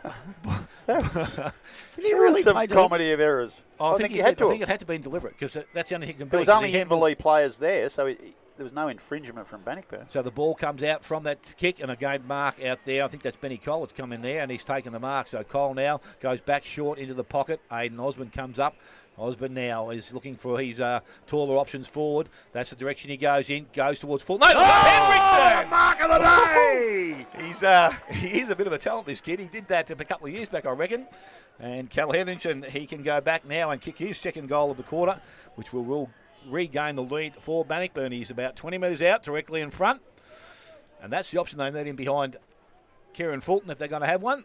Well, in the air, yes. Yeah, for sure. I thought Billy Ritchie, and I thought even we spoke at half-time, Clarkie, about even BJ Harding, just that swooper in behind. Yeah, but that's when the ball hits the deck. Yep.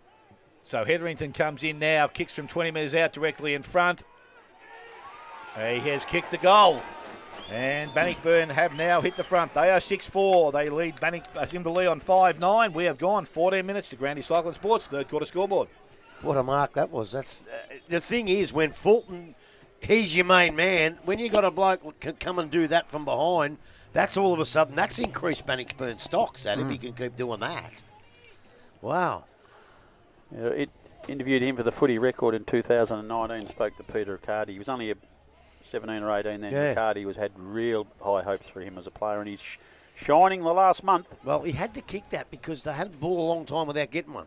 Long time running second, Bannockburn, but they've got their noses in front today. They've won that centre clearance again. Lachlan Middleton has a huge third quarter so far. Kicks down to the forward line. Great defensive work there by Bannockburn, but Inverleigh, but Bannockburn are attacking it with vigour. Spiller gets a hand pass, kicks it forward. Oh, Fulton nearly a comes one-hander. out, almost drags in a one-hander. Osborne tries to get away. Little dinky kick from him. Can't get clear of the pack. Inverleigh desperately defending there. Quick kick out of the pack. Lands at a very hot spot. Two Bannockburn players. Heading to Spiller. Spiller kicks across the body, but it's landed through 1 point only. And Condi for Inverleigh plays on immediately. It's a long, long kick down looking for Grundle. Umpire said it was okay. Clash of bodies there. He's finally found jumper with the same colour with a kick. So Grundle's got Hutchison. Centre wing. Little left foot pass from Hutchison, but it's been intercepted by Josh Cole and takes a chest mark. And another poor attempt forward by Bannockburn. Jervis made space on his wing again. He has the ball. A short kick down the line, looking for Osborne. He's been busy this quarter as well. He hand passes to teammate there, and Ritchie. He's caught immediately. Inverleigh have won the ball back. Get it through to Wilson. He's tackled immediately. Comes to Grundle. Goes past him. Jervis again picks it up. Neat little pass from him into the centre half forward position and finds Spiller. Players leading down the line. Harding's one of them, and he takes a mark on his chest. And he will kick from about 40 metres out, almost directly in front. Well, I reckon Ronnie Pilgrim's listened to me, hasn't he? Oh, Because all of a clearly. sudden these little blokes are leading up the ground and they don't have to use Fulton every single time, and it's coming off. He should have listened to me a lot earlier. Harding, I don't know if his old legs have got the 43 metres he needs to get over the line here. But he's going back very, very deliberately. His side lead by 2 points with 16 and a half minutes into the De Grande Sport and Cycle third quarter. GDFNL Grand Final.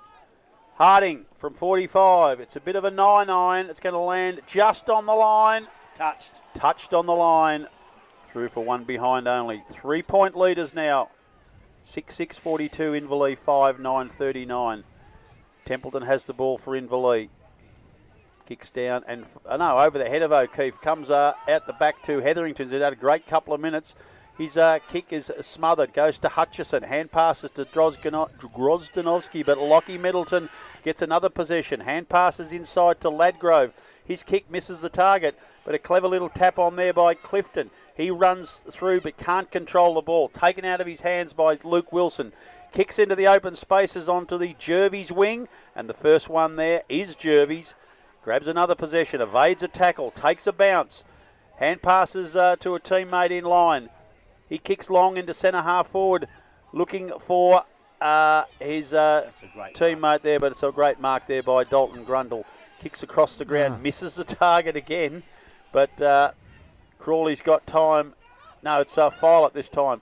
Kicks down the line. Donahue is a target, but over the back of him and finds Ladgrove's chest. Ladgrove in short to Ritchie. A long up and under kick into the forward line looking for Fulton. That's a very good effort there by Inverleigh's Cations. Gets it across to Gerard. Gerard finds Toby Manganelli all on his own. And then there's a terrible left foot kick down the line trying to find Meehan. It's nowhere near him. Meehan follows up with a kick off the ground. Ball comes back inside. It's measures for Inverleigh. No, it's not. It's yes, it was measures for Inverleigh. Kicks inside, finds Lockie Middleton, centre wing. He kicks down the line. Jai Robinson waited underneath that. He was attacked from behind. It's either a mark or a free kick. I think it was Taekwon who got him. Robinson inside quickly to Ritchie. He kicks into the forward line and Fulton comes out and takes a mark on a long lead.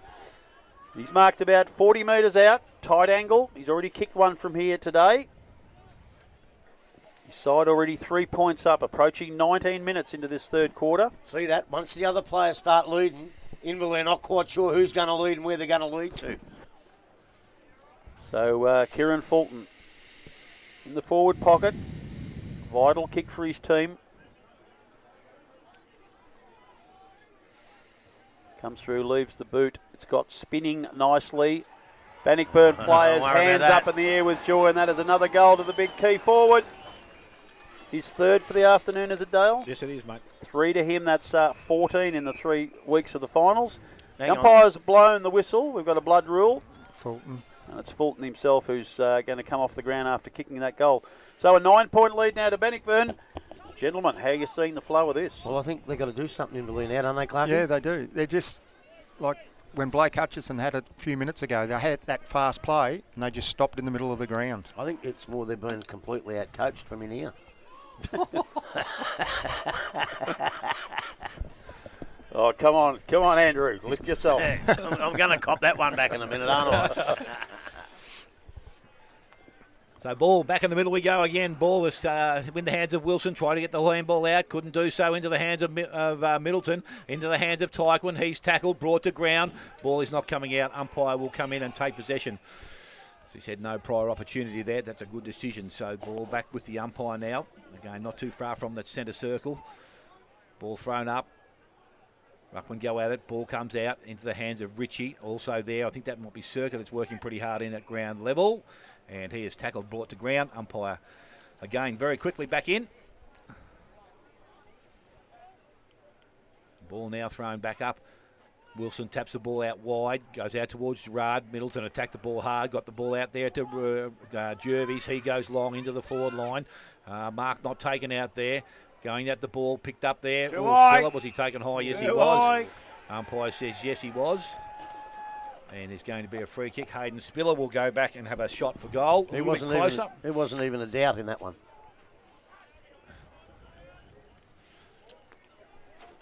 He hasn't kicked the ball that well today. No, he Hayden hasn't. Spiller, so this could go anywhere.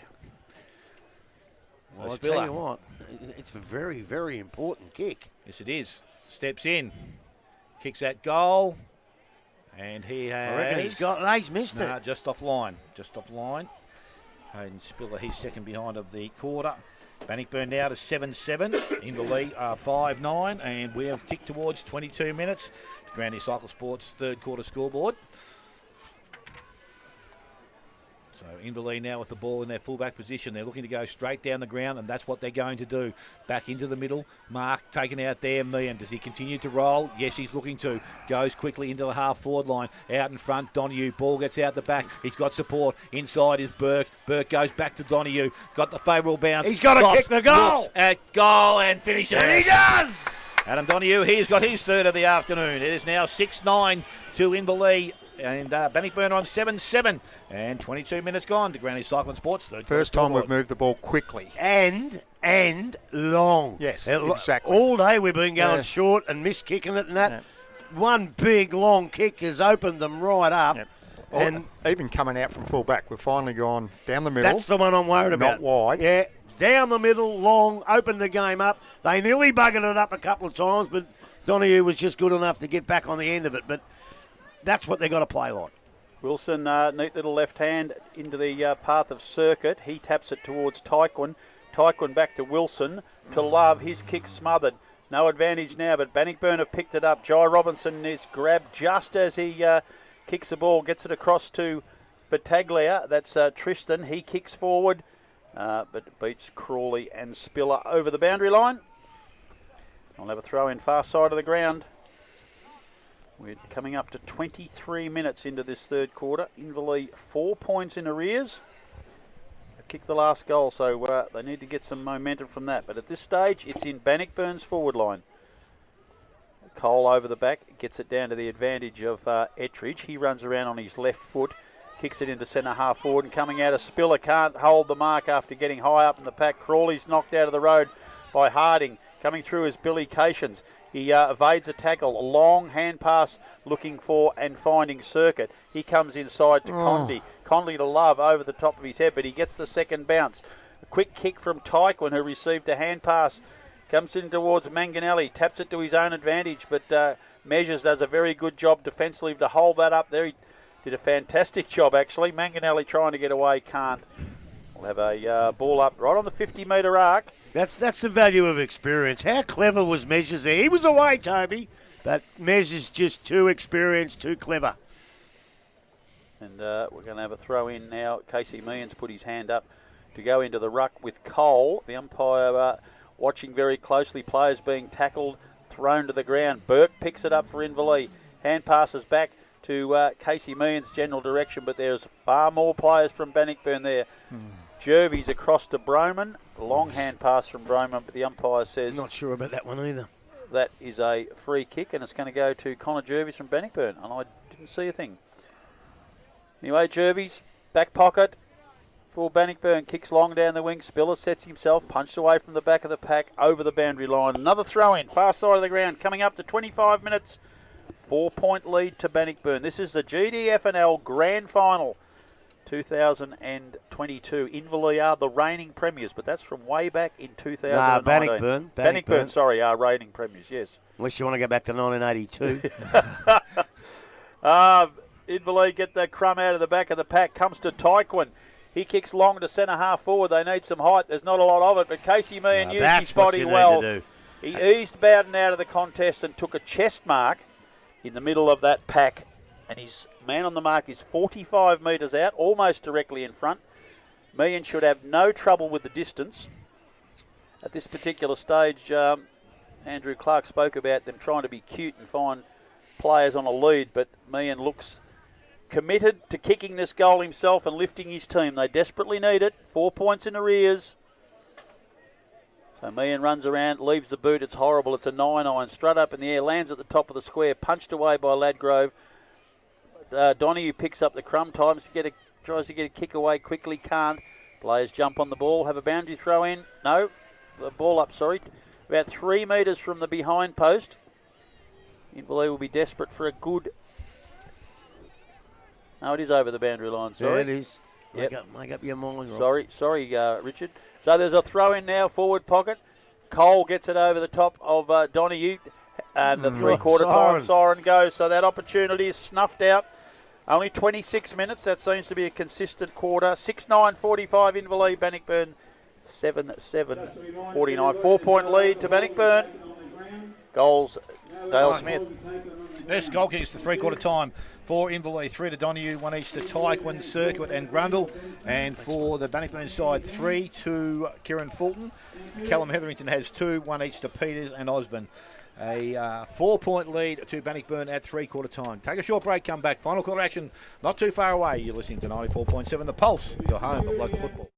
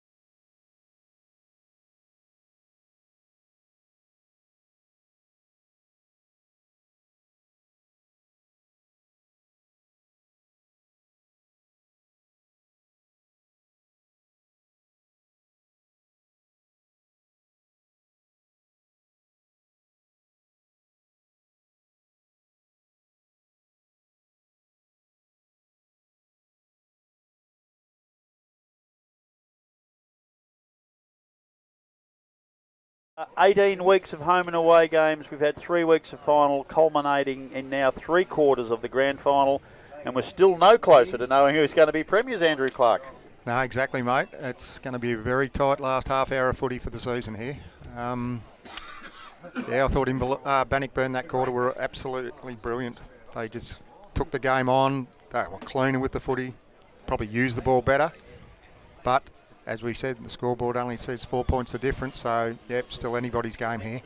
You made a little comment off air about where the most nerves might be, and I agree with you. I think the more nerves are going to be in the Inverleigh camp than the Bannockburn one.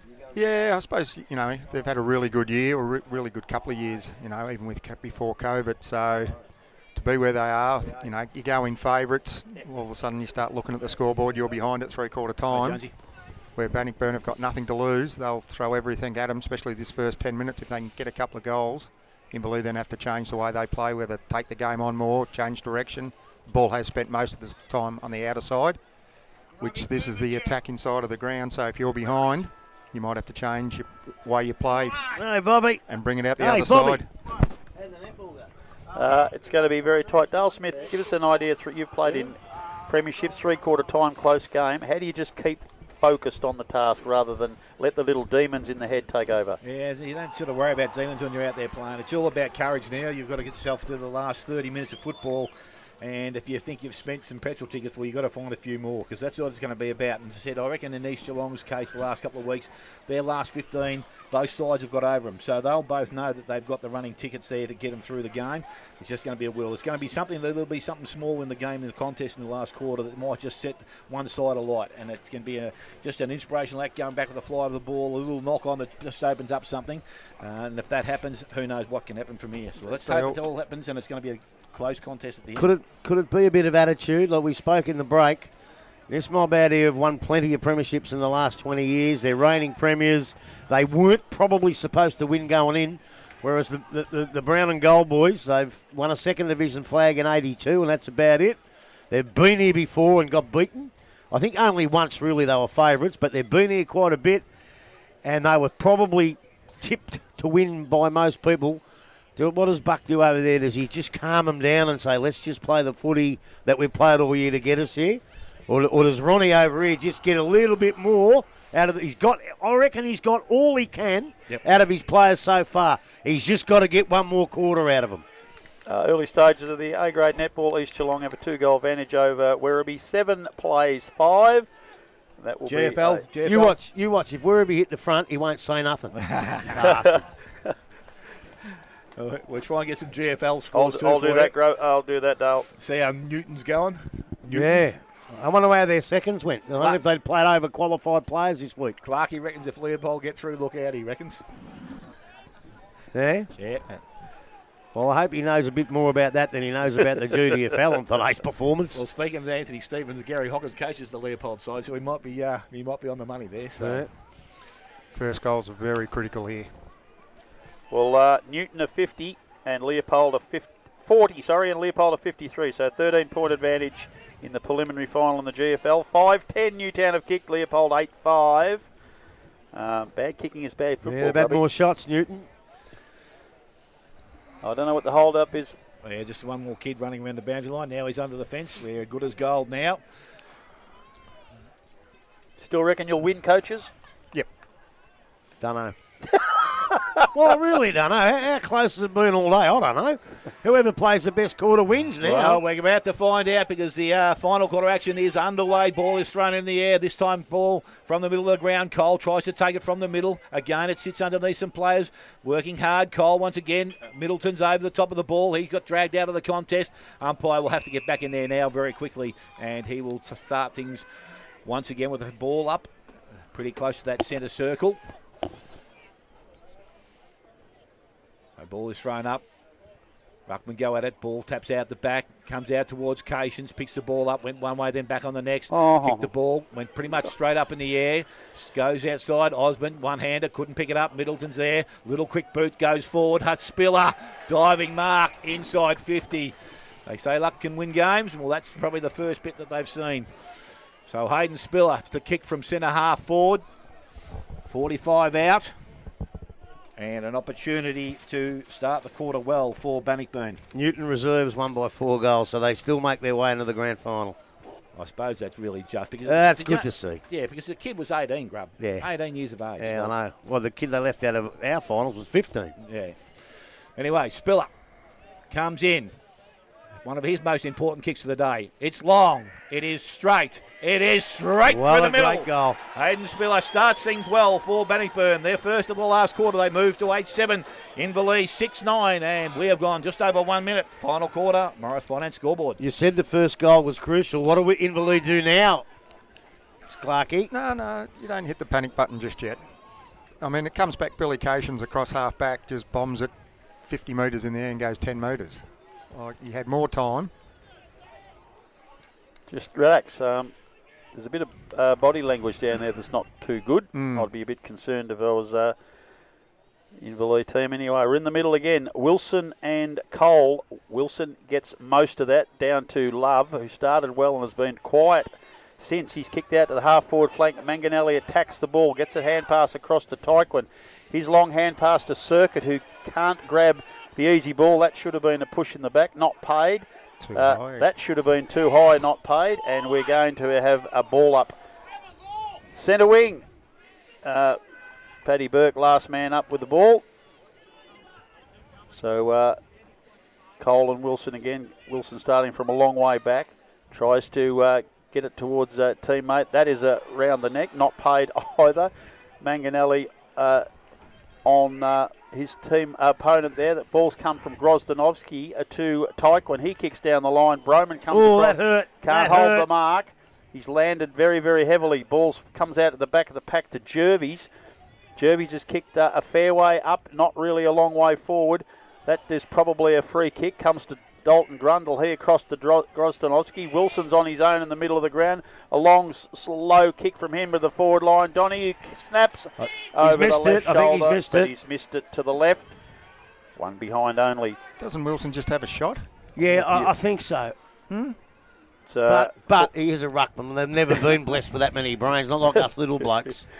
6:10:46, Bannockburn 8:7:55, 9-point advantage, 3 minutes into the Morris Finance last quarter. Broman's back on his feet after that fall. He's got the ball at full back, a long kick down to centre wing to relieve the side. Jared Young picks the ball up, kicks it, and was probably over the line before he kicked it. Otherwise, it'll be out in the full. So we'll have a boundary throw in far side of the ground. Inverleigh definitely needs their big star players to take control of this game right now, because there's a few that are starting to put chins near chests, and that's not a good idea. Wilson over the back of the pack. Young's first there. He can't get a handle on the ball. Tackled immediately as he tries to drag it back under. The umpire said all is well. I'll have it back. So we'll have another ball up. It's half forward flank for Inverleigh, just about 60 metres out from goal. No, Ruckman doesn't get anything on it. Love there across to Tyquin. Tyquin kicks into centre half forward. Donahue comes out with measures, punched away. Meehan tries to run onto the ball. Can't. Over the boundary line again. Far side of the ground. It's got a bit closer. They're about 40 metres round now from their goal. Desperately need one in this foray. Yeah, in a low-scoring game, they need to kick one pretty quickly. Yeah. Dalton Grundle grabs it out of the ruck. Hand pass it across to Love. He kicks into the hot spot in centre half forward. Burke, who's been very active, he's working his way in front of Ladgrove, gets it tackled. Hand passes in the general direction of Donahue and Measures, and the ball evades both of them while they were trying to hold position. And this time it's a boundary throw in far opposite side of the ground of that one, only 2 metres from the point post. Inverleigh still in attack, trying to create something out of here. Wilson stayed a kick behind play, so Dalton Grundle's doing the ruck work. The umpire has said, you've been tackled high, Dalton Grundle, and you will take a free kick directly in front, if not only a metre or two off, and no more than 20 metres out. And they are the little bits of luck you sometimes need to turn a game on its head. Yep, you need them. And as a matter of fact, this is nearly important as Murray Travis's kick in the 89 grand final. Not quite yet, but I know you're listening, Muzz. Show him how to kick it, son. So Dalton Grundle, who's probably been Inverleigh's best today, leans back and he's kicked it straight through the middle. His side are back in the hunt, now only 3 points behind. We are 7:10:52, Bannockburn 8:7:55, and we've gone 6 minutes into the Morris Finance last quarter. This is what we come to see, Clark, innit? This is what we come to see. Yes, mate. We don't want to see anyone getting out by 4 or 5 goals and that. This is what we want to see. I don't know whether there's a free kick there, though. No, look, I didn't think so, but, you know... You take them, I suppose, but I just hope that doesn't... There was the deliberate down the other end, which may not have been there. They've done all right. A couple out here that weren't paid, so it swings and roundabouts with umpiring. Yeah, it's just how they go. They're under a bit of pressure too, you know. That's exactly right. We're back in the middle once again. Clearance all important once again. Wilson over the top, gets the ball down, goes to Ettridge. Did that nicely on the left boot. Little kick goes into the half-forward line. Cations comes out. Tried to kick it off the ground. Didn't travel too far. Back to Ettridge. Ettridge looking to get the handball out. Did to Peters. Peters puts boot the ball. Goes to Grozdanovsky. Support outside to Muir. Muir now loads up. Goes long. Back into their half-forward line. Grundle leads in the race for the ball with him. Ball gets out the back though, got support. Ladgrove spins once, needs to get the handball out, did so. Went into the hands of Bowden. He is tackled, brought to ground, and again, he didn't have prior opportunity. The first bloke did, but but he got rid of it just in the nick of time. The Inverleigh faithful are on their feet now. So the ball is not too far, I reckon, sitting right on the forward 50 there. So Wilson from behind. Ball comes out, taps it out the back, coming across Robertson. Tries to pick it up underneath him. I think that was Ettridge that went underneath. And again, umpire will come back and start the process once again.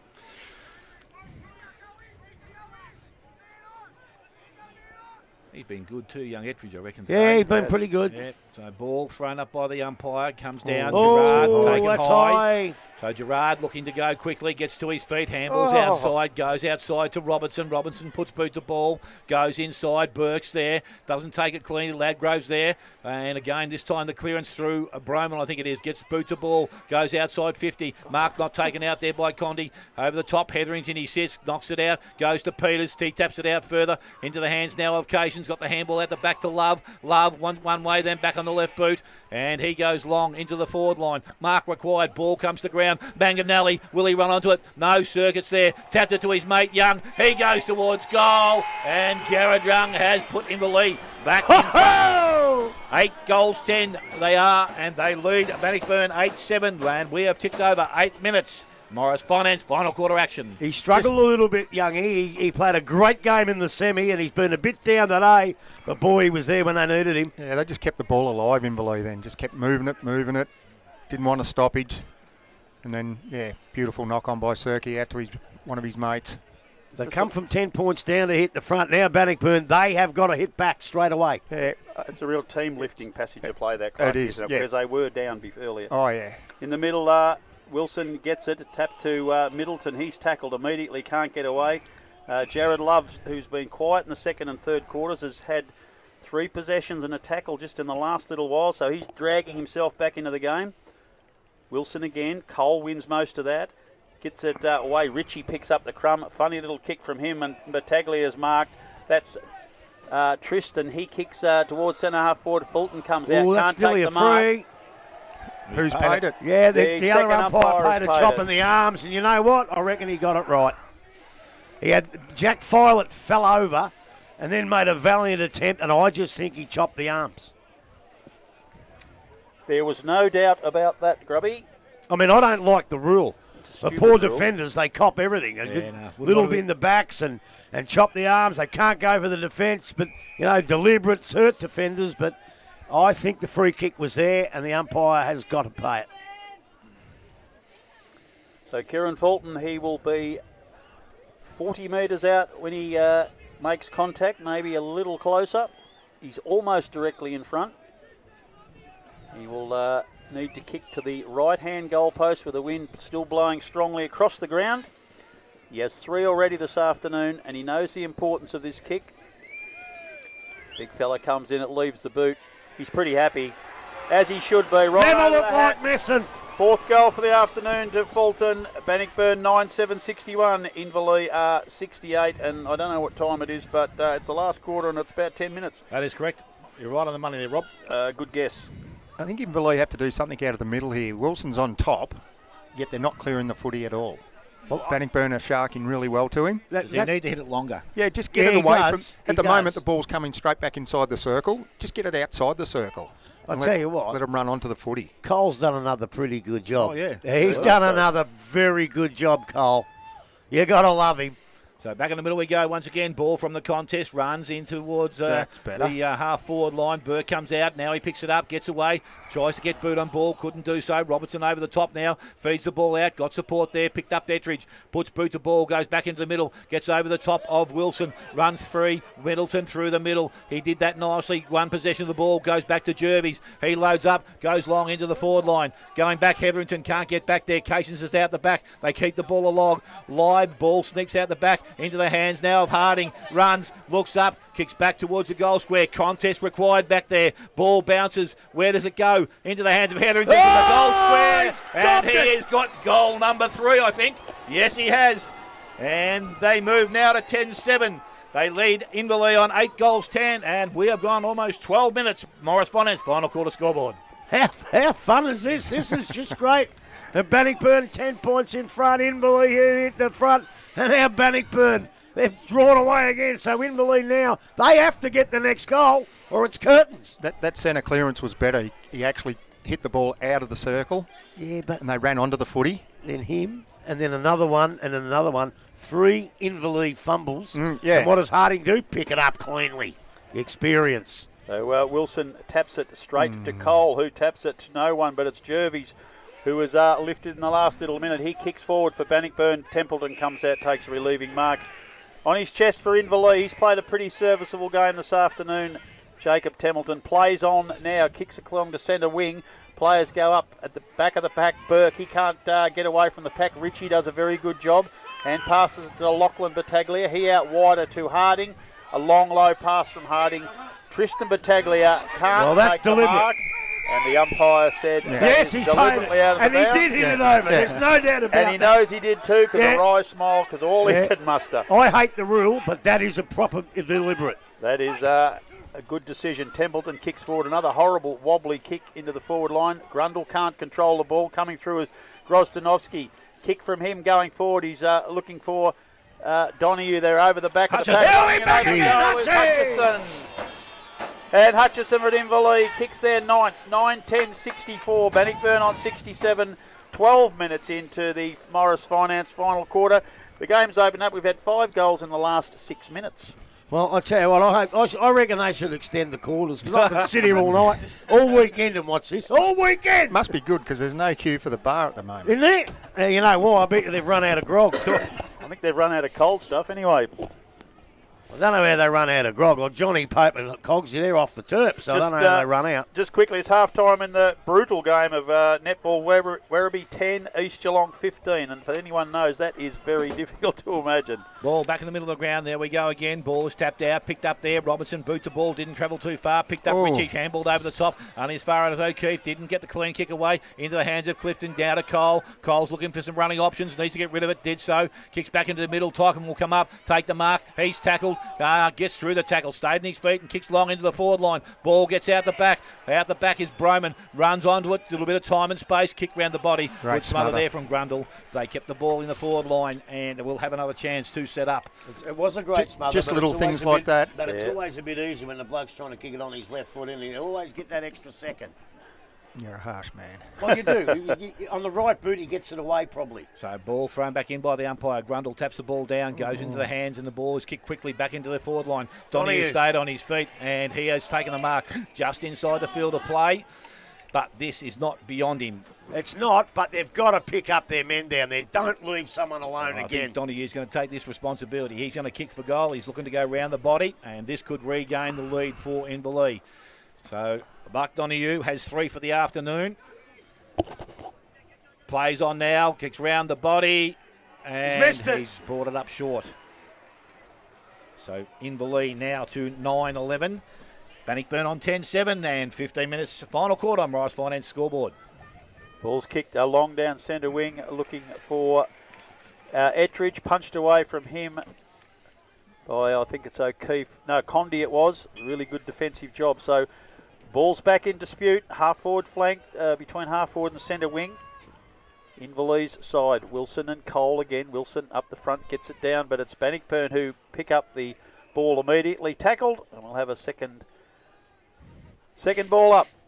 Scores a level, Leopold Newton. Ooh, that's a tough game. Scores a level. So Cole gets most of that. Punched away by Robinson. He gets it to Tristan Battaglia. He's tackled immediately. He's not going anywhere. The umpire says no prior opportunity, which was correct. And we'll have another ball up right underneath the scoreboard. 2 points in arrears are Inverleigh. Coming through strongly there, Robinson. It's knocked away from him. He picks it up a second time. Clever tap over the back there. Releases Spiller. Spiller gets it inside to Peters. He's tackled, but hand passes it back to Peters. Horrible old torpedo type punt kick. And the umpire has deemed Fulton was held by Filet. And out of the corner of my eye, I saw that as well. So that's a reasonable decision. Fulton trying to burst forward to take the mark. But Filet had an arm round the waist pulling him away from the contest. So Fulton will go back, and if his kicking so far is an indication of this, just write it straight down in the book, Dale. Well, you don't blame Jack Follett for that, because if he doesn't do that, Fulton marks uncontested. He just marks it. So you take the risk, and the umpire was clever enough to pick it up. So Kieran Fulton, you'll kick from 48 metres. It's a long drop punt, fading a little, and hits the top of the post. So 10-8-68, Inverleigh a 9-11-65, 17 minutes into the Morris Finance last quarter. Ball in the back pocket in the hands of Scott Condy. He kicks out wide and finds Matt Tyquin, who's on his own. Still in the back pocket for Inverleigh. Tyquin's got another lead down the line. Dalton Grundle picks it up on the half volley, gets it back to O'Keefe. O'Keefe's kick is immediately smothered. Jared Young's going to be first there, taps it towards the boundary line, but it's gone over. Centre wing, it's Inverleigh who need a goal. They're 3 points down, coming up towards the 18-minute mark. Morris Finance last quarter, the last passage of play in the GDFNL footy season. Hey, what? One from Bannockburn would be pretty bloody handy too, you know. The ball comes out the back of the contest, picked up Robinson, got the handball away. Jervis once again goes back into their half-forward line. It's going back towards the boundary line. Crawley leads in the race for the ball. Pataglia's there. He tries to keep it afloat, but ball goes over the boundary line, and there will be a throw-in which will take place just inside their forward 50. BJ's just standing in the pocket all by himself at the moment. Condy's coming back to him now. Spotted him. So ball thrown back in by the umpire. Spiller doing the ruck work. Ball comes to the front. Picked up out there by Ettridge. He goes long into the goal square. Back there's Fulton. He's in front. Mark not taken there. Violet did nicely. Wants to keep it alive. Handball's out. Goes to Crowley. He runs onto the ball. Picks it up. Doesn't pick the ball up. Kept the ball along further afield. Now to Harding. Now's got some time. Looks up. Steadies, kicks back towards goal. BJ Harding! BJ has. No! On the line, it has been touched and will go through for a minor score. So it is 10-9 to Bannockburn, 9-11 Inverleigh. And we have just gone over 19 minutes, final quarter. We could be back here next week. Do they do that? No. Extra time. So in the back pocket, it's Jack Follett. He plays on a left foot kick. He's put a lot of pressure on Crawley. Ryan Robertson tries to get the ball out of the back of the pack. Willie Middleton's kick is smothered. Toby Manganelli gets it. He's tackled immediately. Ball's not going anywhere. It's underneath him. Only half a metre inside the boundary line. The umpire said, give it to me. I'm going to ball this up. And that's a good decision too. Under heaps and heaps of pressure, he got it right, the boy. So ball's been thrown up again. Wilson punches it clear of the pack as he was advised by his coach earlier. But it's Broman who's going to be the first there. Hand passes back to Richie. Oh, he's out by a foot. That is outside, Well done. and that is a very good decision by the boundary umpire. That's a brilliant decision. The ball went, shut up, Ali. I agree, Al. I'm getting bagged by Bannockburn trainers, and they're lucky she's a good-looking kid. So we've got a boundary thrown right at the interchange gates. It's not far from where we're commentating this afternoon. 4-point advantage to Bannockburn. We've just crossed the 20-minute mark. Wilson tries to take it out of the ruck himself. Lockie Middleton's been a star today. Can't break clear. Jai Robinson hand passes to Battaglia. He gets it further aside to Richie. This is a tack on the ball. Richie and Crawley. Middleton again picks it up. That is a horrible kick, bouncing just inside the line. And we'll have a boundary throw in. Down in front of the Bannockburn coach's box, they'll be edgy, but not as edgy as the blokes up the other end. Well, as a coach, I'm saying concentrate on the footy, Billy. Don't worry about that rubbish this stage of the game. Wilson and Cole Wilson gets it down to Tyke when he is tackled immediately. Kicks only goes a metre or so, goes straight to Jai Robinson. Ball comes over the back of the pack, and Lincoln Peters has swept on the crumbs, runs into the goal and kicks a very, very important goal for the Tigers. It takes them out to a 10-point lead, and we're 21 minutes into the Morris Finance last quarter. Well, I said at the start of the game, the side who wins the game will want the ball most. Well, I was wrong, because they both wanted as much as each other, and it's just fallen in the hands of Bannockburn. Now, they're being terrific. How many goals we had in the last quarter? That's 7, isn't it? Yep, 7 goals. So we should be going 30. Yeah, we'll go at least 28, I reckon. It'll be 7 or 8 minutes at least. Yep. Goodness gracious, I can't believe this game's really come to life. Actually, they're getting tired, but the skill level's improved, if anything. So back in the middle we go once again. The clearance again. Ball comes out, into the hands of Love, gets it away to Grundle, and he works through the contest, gets the handball away to Circuit. Circuit looks up, kick into the forward line, kick. Smothered was a good effort there by Cole. Picked up Manganelli, looks outside, has Gerard in plenty of space, and he will need to pick the ball up. No, He's got a bad get bounce, but he's got plenty of time still. Looks up, looks at his options, goes into the pocket. Mark required, Burke out the back. Ball gets through the contest, and it goes over the boundary line. It will be a throw-in to take place. What were you just saying? I just can't believe how a player of that quality could kick the ball so poorly without any pressure. It's amazing. It's called perceived pressure of a grand final. That's what it is. So the ball to be thrown back in by the umpire. Wilson's down there doing the ruck work. Ball comes out the back. Burke is there at hands and knees. Ladgrove's over the top. They keep the ball moving. I'm not too sure who could merge with it. There's a high tackle, and it's going to go Bannockburn's way, it looks like. And Benny Cole, he's got a bit of cramp too, the big fella. Now might be the time just to switch Kieran Fulton just up the ground, just that little bit further. Get him into the ruck maybe. What do you reckon? I want him to kick one more, really. No. So Cole now, he plays on. He's going to go long and out towards the half-back line. Hetherington's there once again. Ball comes front of the contest. Players around the contest, and I reckon there'll be a lot of this in the next 2 or 3 minutes. Middleton emerges, gets the handball out, goes towards the boundary line, picked up out there. Good hands there, goes into the hands of Condi. He's tackled, back to Robertson. Middleton gets him. Have a look at that tackling. They tell you what, pressure is still good at this stage of the game. And, you know, I reckon they're a little bit dangerous because they've got someone, a big forward up forward. Inverleigh probably haven't. Yep. It's a very good point. So ball thrown back in. Again, this time it's Wilson doing the ruck work. Into the hands of Robertson, escapes the tackle. Looks up, kicks long, goes back towards Spiller. Crowley's out the back. Ball bounces. Where's the pace come from? Crowley first to arrive. Goes to Byell. Byell round the body. Back there is Middleton. No. He takes the mark and can settle things down. So Middleton now with plenty of time. Players around him. He doesn't know whether he should go quick or slow. I reckon slow things down just a little bit. Settle it. Goes in long to Spiller inside 50, and he will take an uncontested mark. I think this is over. Yeah. If he kicks this, it's gone, I think.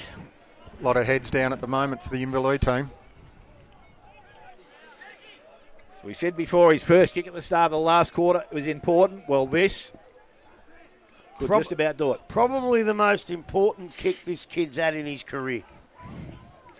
So Hayden Spiller, he will kick from just outside 50. Again at this stage, has he got the distance in him? He will load up. Fulton is in the goal square. He wants the mark if it doesn't go through. Gets close to the man of the mark. Kicks long. Kicks very well. It's over! Hayden Spiller, second of the last quarter, the 12th now for Bannockburn. They're 12-9. Inverleigh on 9-11. 25 minutes gone. Final quarter. I'll tell you what, just here before, Inverleigh had the ball 6 times, and Bannockburn's pressure. Just pressure around the footy. They just wouldn't let him out. Normally Inverleigh would get out, bang, bang, down they go. They just wouldn't let him out. They've just played the game of their life. They've played the best game they've played for the year in the grand final, and that's what it's all about. Scott Condi got out the pack on his right foot and then turned back in. Came back into trouble. Back into the pack. Wilson... Grundle runs past the ball after a Wilson tap out, but he gets it back. He evades a tackle, runs through the centre circle. He's looking to lift his team. Kicks low into the forward line. Paddy Burke comes out, takes a mark. He's about 60 out, about to be tackled. Just get his foot to the ball. There's no tall target to go for. Casey Meehan thinks he's marked it, but his opponent had first lump of it. The umpire was aware of that, and there will be a ball up. 25 metres out, 45-degree angle. Inverleigh in attack. They're 16 points behind. They need 3 goals, and with the 26-minute mark, that isn't going to happen. Nope. So it's punched away by Hang on. Adam Donohue's just kicked Adam Donohue's kicked a goal right on the 26-minute mark of the final quarter. Takes it back to 10 points. They need 2 immediate centre clearances. How you feeling, Coach? You talking to me or Grubby? Well, I'm happy. I'm still happy. Grubby must be. I think we've still got him. I think we've been good out of the middle. If we can get another quick clearance here, who knows? It's got to be awfully bloody quick. No, there's probably 4 minutes left. That's the 9th goal for the quarter. Just don't know that. We've had 22 for the game, 9 this quarter, so we're going to go 28 or 9 minutes. They've got to kick a goal a minute to win. Dale? So back in the middle we are again. We talk about important clearances. We talk about important ball handling. Now it comes down to this. 2-3 minutes maybe to go. Wilson out the back, goes towards Tyquin. Middleton's right with him. He stays on his feet. No, he doesn't. That ground level picked up. Good handball out. Goes to Love. Love quickly into the forward line. Manganelli comes across. Ladgrove just belts the ball back towards centre wing. Races on. Middleton tries to kick it off the ground. Manganelli leads in the race the ball. He's tackled. He didn't ball have it. Comes down. He didn't have it. Umpire said he got him by the leg. So Manganelli free Has to kick. has to so go. Manganelli up and he's gone now. Goes in, goes long. Back there, Broman, he's in front. Ball gets out the back, goes back towards Ritchie. He takes the ball, he takes the tackle. Ball is trying to be ripped out by Love, gets it out. Oh. He goes quickly now, back into the forward line. What happens here? Mark taken! What? Handball over the top, and we're game on. It's game on, Grubby. Oh, I thought it was over. I don't think it is. 11-11 Inverleigh, 12-9 Bannockburn, 27 minutes gone, and things are back on an even keel. 10 goals for the quarter. That is unbelievable footy. This is one of the best grand finals we've seen ever. Ever. What do you do here, Grub? In the middle. Last two clearances. Well, you do the same. Wilson's just got to hit it. But make sure you got an Inverleigh player there. No good hitting. And Bannockburn, they've got to put someone there to get it. Who's going to run onto it here? So Wilson gets it out of the middle, punts back towards Bannockburn's way, and Battaglia's got it. He quickly kicks forward. It's into open space, half forward flank. Kieran Fulton runs out. He's with Filet. Fulton's got advantage, but he falls down. The ball's near the boundary line. It's going to be over. And at 28 minutes and in Bannockburn's forward line deep, I think that might be a curtains. But 10 goals is a lot of time on. He's only had 26-minute quarters, gone 28 and a half here now. Over the back of the pack, quick kick forward by Locke Middleton. Inverleigh get the ball out, but Will Middleton runs onto it. He's knocked out of the way. Dalton Grundle bursts through the pack. Hand passes it back to Condi. Quickly on his foot, but he gets it across to Hetherington, and Hetherington has found Peters. Peters to Battaglia. Battaglia kicks it across to Fulton. He can't take the mark. It's in the forward pocket. He hand passes back to Battaglia. Over now. Who kicks a goal. They did that the hard way. Overhead, they did. They did. Oh, very poor defence from Inverleigh. They were thinking attack, attack, attack. And if it wasn't before, that is Grubby. Well, it came out of the middle, and the Inverleigh bloke come running through. He gets that, and we're down there, but it went over his head. And Bannockburn, they didn't, well, I shouldn't say they didn't panic, because they bloody well did. But Battaglia, that was a nice little handball over the top, and he kicked it, and he nearly buggered it up. But I can't see the Hawkers coming back from this. And I just think that, Clarkie, you have been out-coached badly here today. Badly. Siren hasn't gone yet, mate. Right, back in the middle we go once again. This time in another clearance. Love gets the ball, gives it to Wilson. Wilson goes to outside to Tyquin. Tyquin looks up, goes long into the forward line. A mark here would make things interesting once again. Ball out the back. Donahue. He's got it! He's got it! He's got 5 for the afternoon, and it's back on again. 12-11 to Inverleigh. 13-9. 29, almost 30 minutes gone, final quarter. What's that, 12 for the quarter? 11 at lap. Maybe you haven't been 12. out-coached yet. 12 for the quarter. Maybe we will get to 32 minutes, which means Inverleigh will have time, but this is staggering. This is what you hope for all year. This is what you want. It's a shame someone has to lose, but the ball's back in the middle of the ground. Tyquin tries to get ball out, goes to Ritchie. Got the handball further afield, goes to Wilson. Wilson gets the handball out to Cations. Cations goes end long. Ball, mark required, coming out. Jervis takes the mark. Now settle it down. Hit the boundary. He goes out wide, and he's got Ettridge. So Ettridge now has got the ball deep in defence. Umpire hasn't asked him to go yet, but he does. He goes along the boundary line. Ball out the back. Hetherington had a laugh of it. Did he hold it? No, he didn't. Cole sees it over the boundary line. We are going to have a throw in. That could be it, Grubby.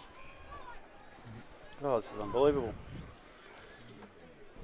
So a ball on centre wing, far side. As we said, we don't know how much longer to go, but we've ticked over 31 minutes. It can't be much ball longer. Thrown out of the contest. Tap forward, out the back to Ettridge. He's tackled, brought the ball down. Again, no prior opportunity, I wouldn't think there. Umpire's let things go a fair bit here. He's let things go, and now he's coming in to take possession. Inverleigh might have wanted those 5 seconds. Umpire took to take his mind up. That was great coaching. And they knew Wilson was going to hit it long, and they were there waiting. So the ball's now thrown up. Ball. Where's the siren? And It's all Bannockburn over! have won it. Unbelievable. A grand final to be seen. Bannockburn 13-9-87 will beat Inverleigh on 12-11-83. Speechless.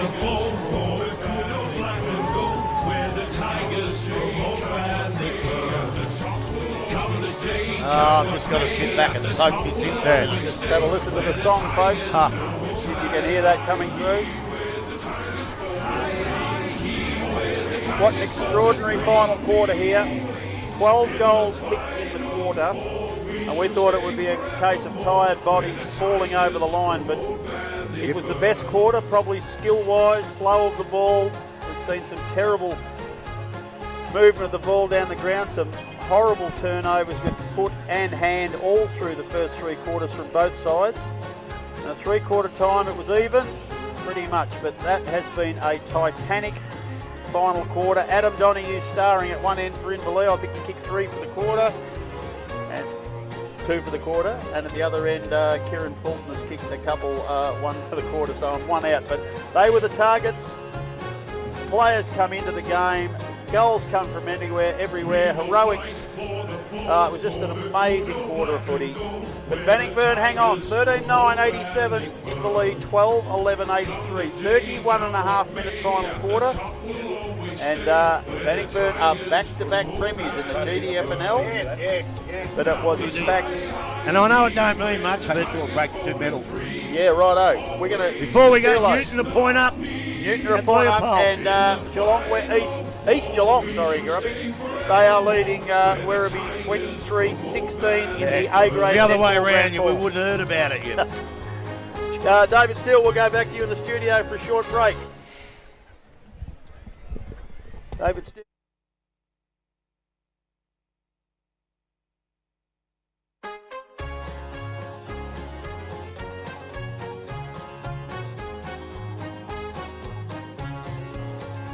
We will fight for the foe, for the good old black and gold. We're the Tigers from old Bannockburn. Come the day, come what may, at the top we'll always stay. We're the Tigers from old Bannockburn. Now it's high, high, he, we're the Tigers bold and free. Always it's us, not me. In the final 4, we shall stay forevermore. We're the Tigers from old Bannockburn.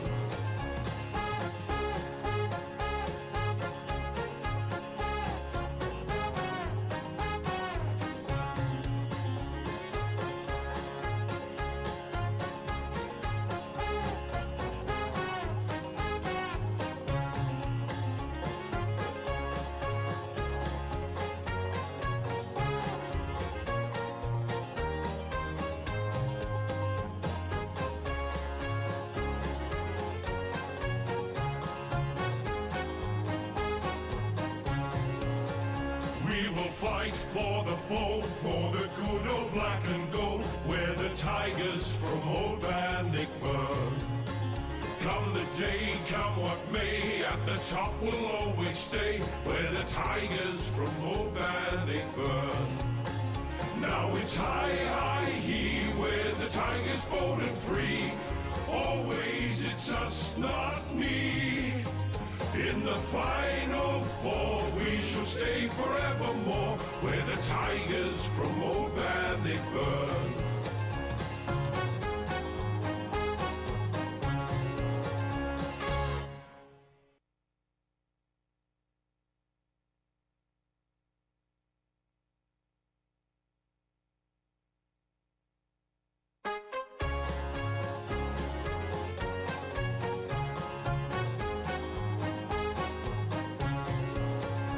We will fight for the foe, for the good old black and gold. We're the Tigers from old Bannockburn. Come the day, come what may, at the top we'll always stay. We're the Tigers from old Bannockburn. Now it's high, where the Tigers bold and free. Always it's us, not me. In the final forevermore, we're the Tigers from old Bannockburn. The race has been run and won. Bannockburn 13.987 are the GDFNL football premiers, beating Inverleigh 12.11.83 in a long last quarter. 12 goals were scored in the final quarter as players dug deep, found extra, keep going and going and going. It was quite amazing.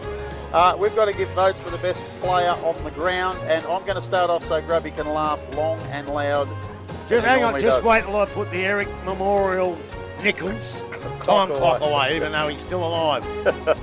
Okay, I'm going to give one vote to Dalton Grundle for Inverleigh. I thought he was there. A good solid four-quarter player for them. He kept working hard to keep him in the game. Two votes to Connor Jervis, who controlled the outer wing all afternoon, gave his side a lot of attacking impetus, but also worked very hard to get back into defence to help him out. And a man who has improved this year so much, and each time I saw him play this year, he got better and better and better. And that is Lachlan Middleton for the Bannockburn side, who I thought was the best player on the ground in his premiership win. So who's your votes? Grundle, who's two? Grundle, Jervis and Lachlan Middleton. Righto. Clarkie? Yeah, I gave 3 to Jervis. I thought he was best on the ground for over the 4 quarters. I thought he was really good with Middleton. Oh, what a game. And I gave 1 vote to Circuit. So you've just gone and done it backwards. Is that right? 3, 2 and 1 instead of 1, 2, 3. Oh, sorry, mate, yes. Bloody hell. All right. Didn't you ask me who was best on the ground? No, I didn't. Didn't you? I've given 1 to Grundle for his 4-quarter performance. I've given 2 Lockie Middleton. It's just a pity he couldn't finish things off a lot better. He's gets a lot of the ball, but his energy around the contest made it good for Bannockburn to get it out and from those contests. And 3 to Connor Jervis. Well, a special mention to Benny Cole too. Yeah, well, I wanted to give Benny Cole, but Wilson did play reasonably well and was a catalyst to get the ball forward. But I'm the same with you, but the same reason. I gave Jack Broman a vote down back. Oh, I thought he was fantastic down there. Nothing got past him. They probably should have put him on the Donahue, and that would have closed the game out. But I gave 1 to Jack. I gave 2 to Dalton Grundle, and if he had used the ball well, he'd have got my 3, even in the losing side. But he just buggered the kicks up a little bit in some of the handballs, but I thought he was fantastic. And I gave 3 to Connor Jervis as well, and he will be the player of the grand final. The Vic Medal, whatever they call it. Yeah, something like that. So he's got 9-11 out of a possible 12. Connor Jervis. So you're right, Grubby, I do know nothing about it. Well, I tell you what, a lot of our listeners will sit back and thinking, yep, you're right. You are right. But I tell you what, before you say anything, geez, your heart goes out to the Hawks. They did everything they possibly could. They didn't play poor footy. They played great footy all day. They just did everything they possibly could, and they nearly snatched it in the finish. But they just got beat. Your heart, as I say, has got to go out to them. They're going to have to wait another year at least. And there's a couple of good sides that might be coming through, so they'll have to improve as well. I just reckon they did everything they could to win and weren't quite good enough on the day, because the other mob were just fantastic. A couple of weeks ago in the semi-final here, I wrote them off. I said, if you can come and put up a performance like that, you ain't going to go much further in these finals. But all good to them, they didn't. They came back, and as I've said 100 times, I'll bet you Ronnie's grabbed them and said, I don't care what happens from here on in. You do not put in a poor performance for the rest of the season. And they've just had a crack and a crack and a crack in the last 3 games, and they thoroughly deserve the 2022 premiership. Well, you did say at 2 o'clock this afternoon that if Fulton can kick 4 or 5, they'll win the game, and Yep. he has. Yeah, although I probably could have said if Donahue kicks 5, they'll win, and I think he did, and they didn't win. Yeah. But I just reckon Donahue in the end was unbelievable.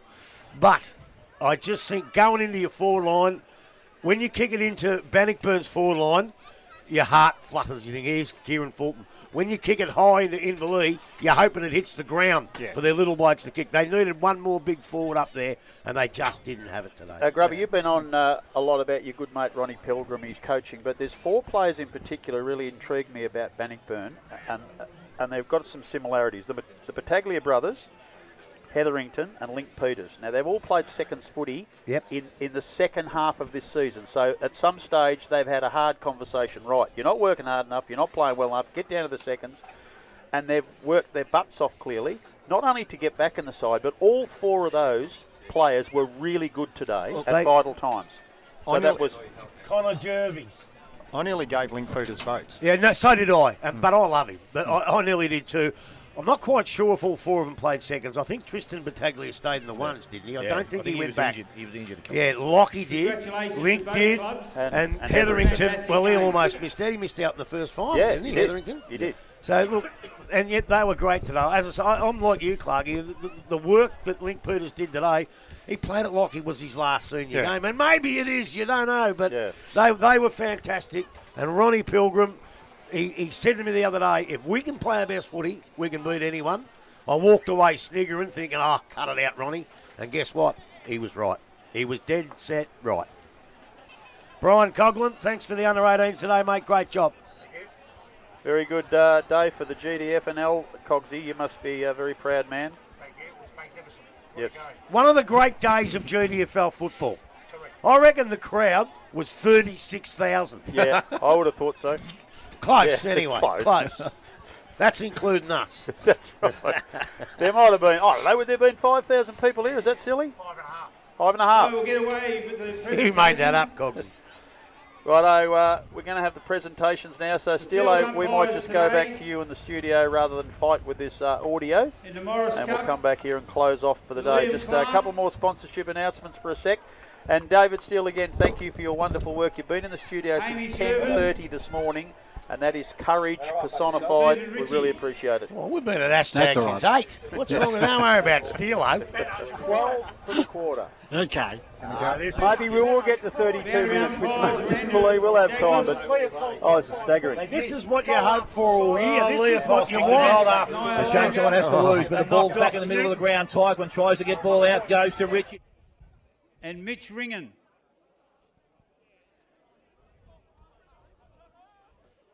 And Ned Torpy. The goal umpires were David House and Aidan Dunting. And the emergency umpires were Tom Janke and Ben Lunt.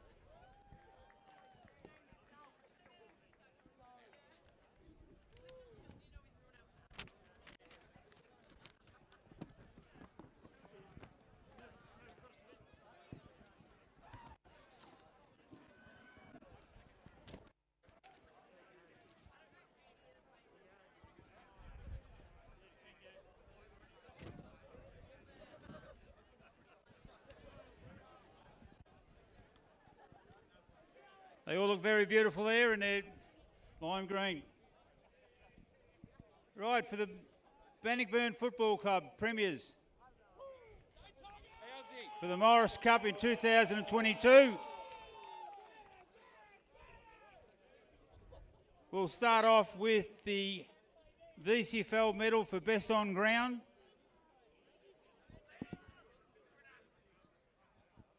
And it goes to number 31, Connor Jervis.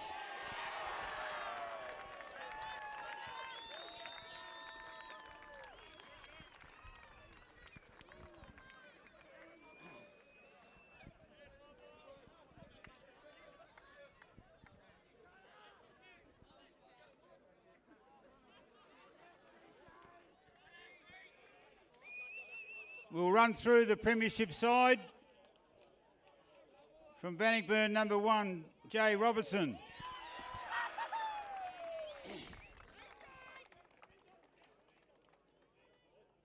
Number 2, Billy Ritchie.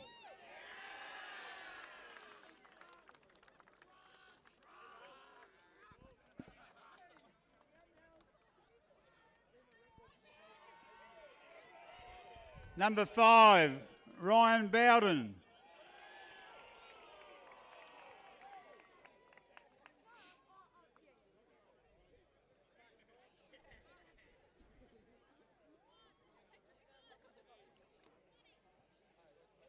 Number 7, Lewis Clifton.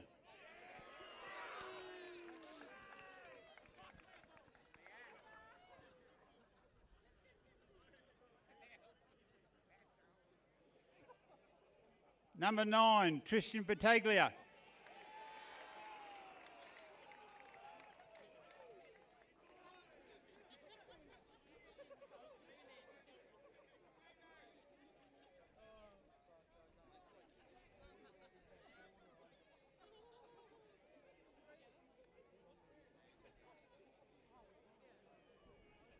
Number 10, Lachlan Battaglia.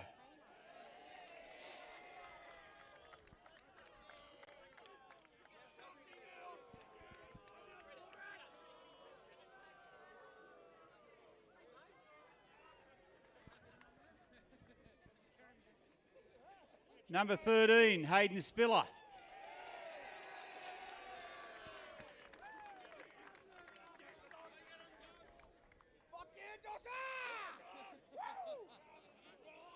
Number 14, Ben Cole.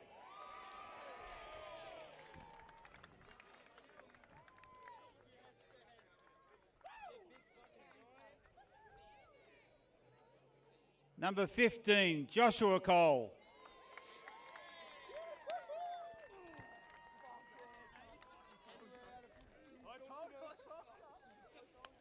Number 19, Brent Harding.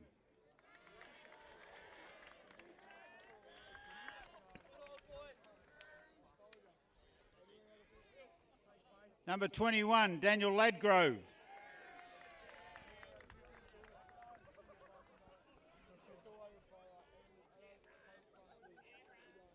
Number 22, Lachlan Middleton.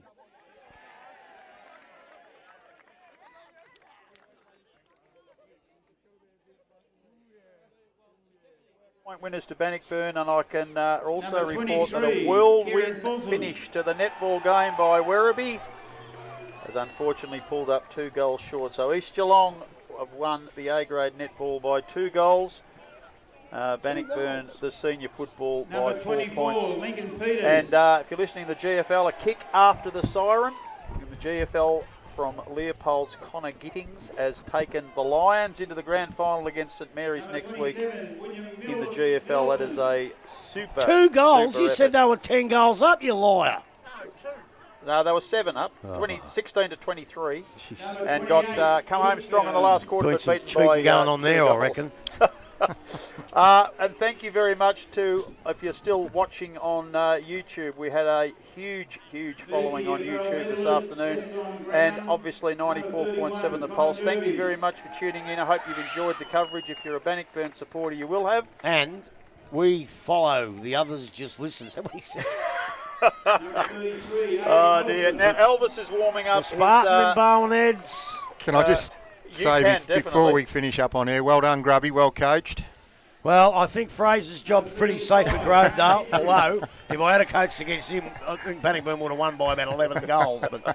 But listen, well done, mate. to Thank everybody here, to especially Smithy and Rob, done a great job this year. The commentating isn't an easy job. I found that out on probably, 2 occasions, but you've both done a magnificent job. And I hope we all see us all next year. Thanks, Grubby. Yeah, just one more. Mate. Only one reason we won't be. And we've had Nathan Bissett in the box. We've had Butch Shaw. We've had Andrew Hughes. We've had Mark Brady. We've Heath had Buck, and then Heath Buck, and then we dropped away a bit and, today. Andrew Clark. Great to have you back in the GDFL family. You've highly respected coach at Geelong West. It's good to have you back in the fold. Hope you enjoyed yourself despite being out-coached by the little fella from Werribee. I had a great day, and just a quick one to my beautiful wife. Happy anniversary, sweetheart. I'll be home later. Last time she made you go away, you big sook. Yeah, no, I said Grubby needs me this week, so I've got to stay. Hello, everybody. See you next year. Thanks, guys. 3 minutes to 5 o'clock. The great Elvis Presley is warming up.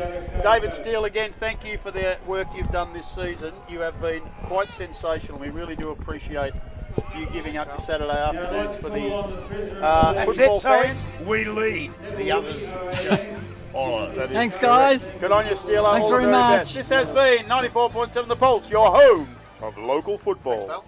Now thrown up.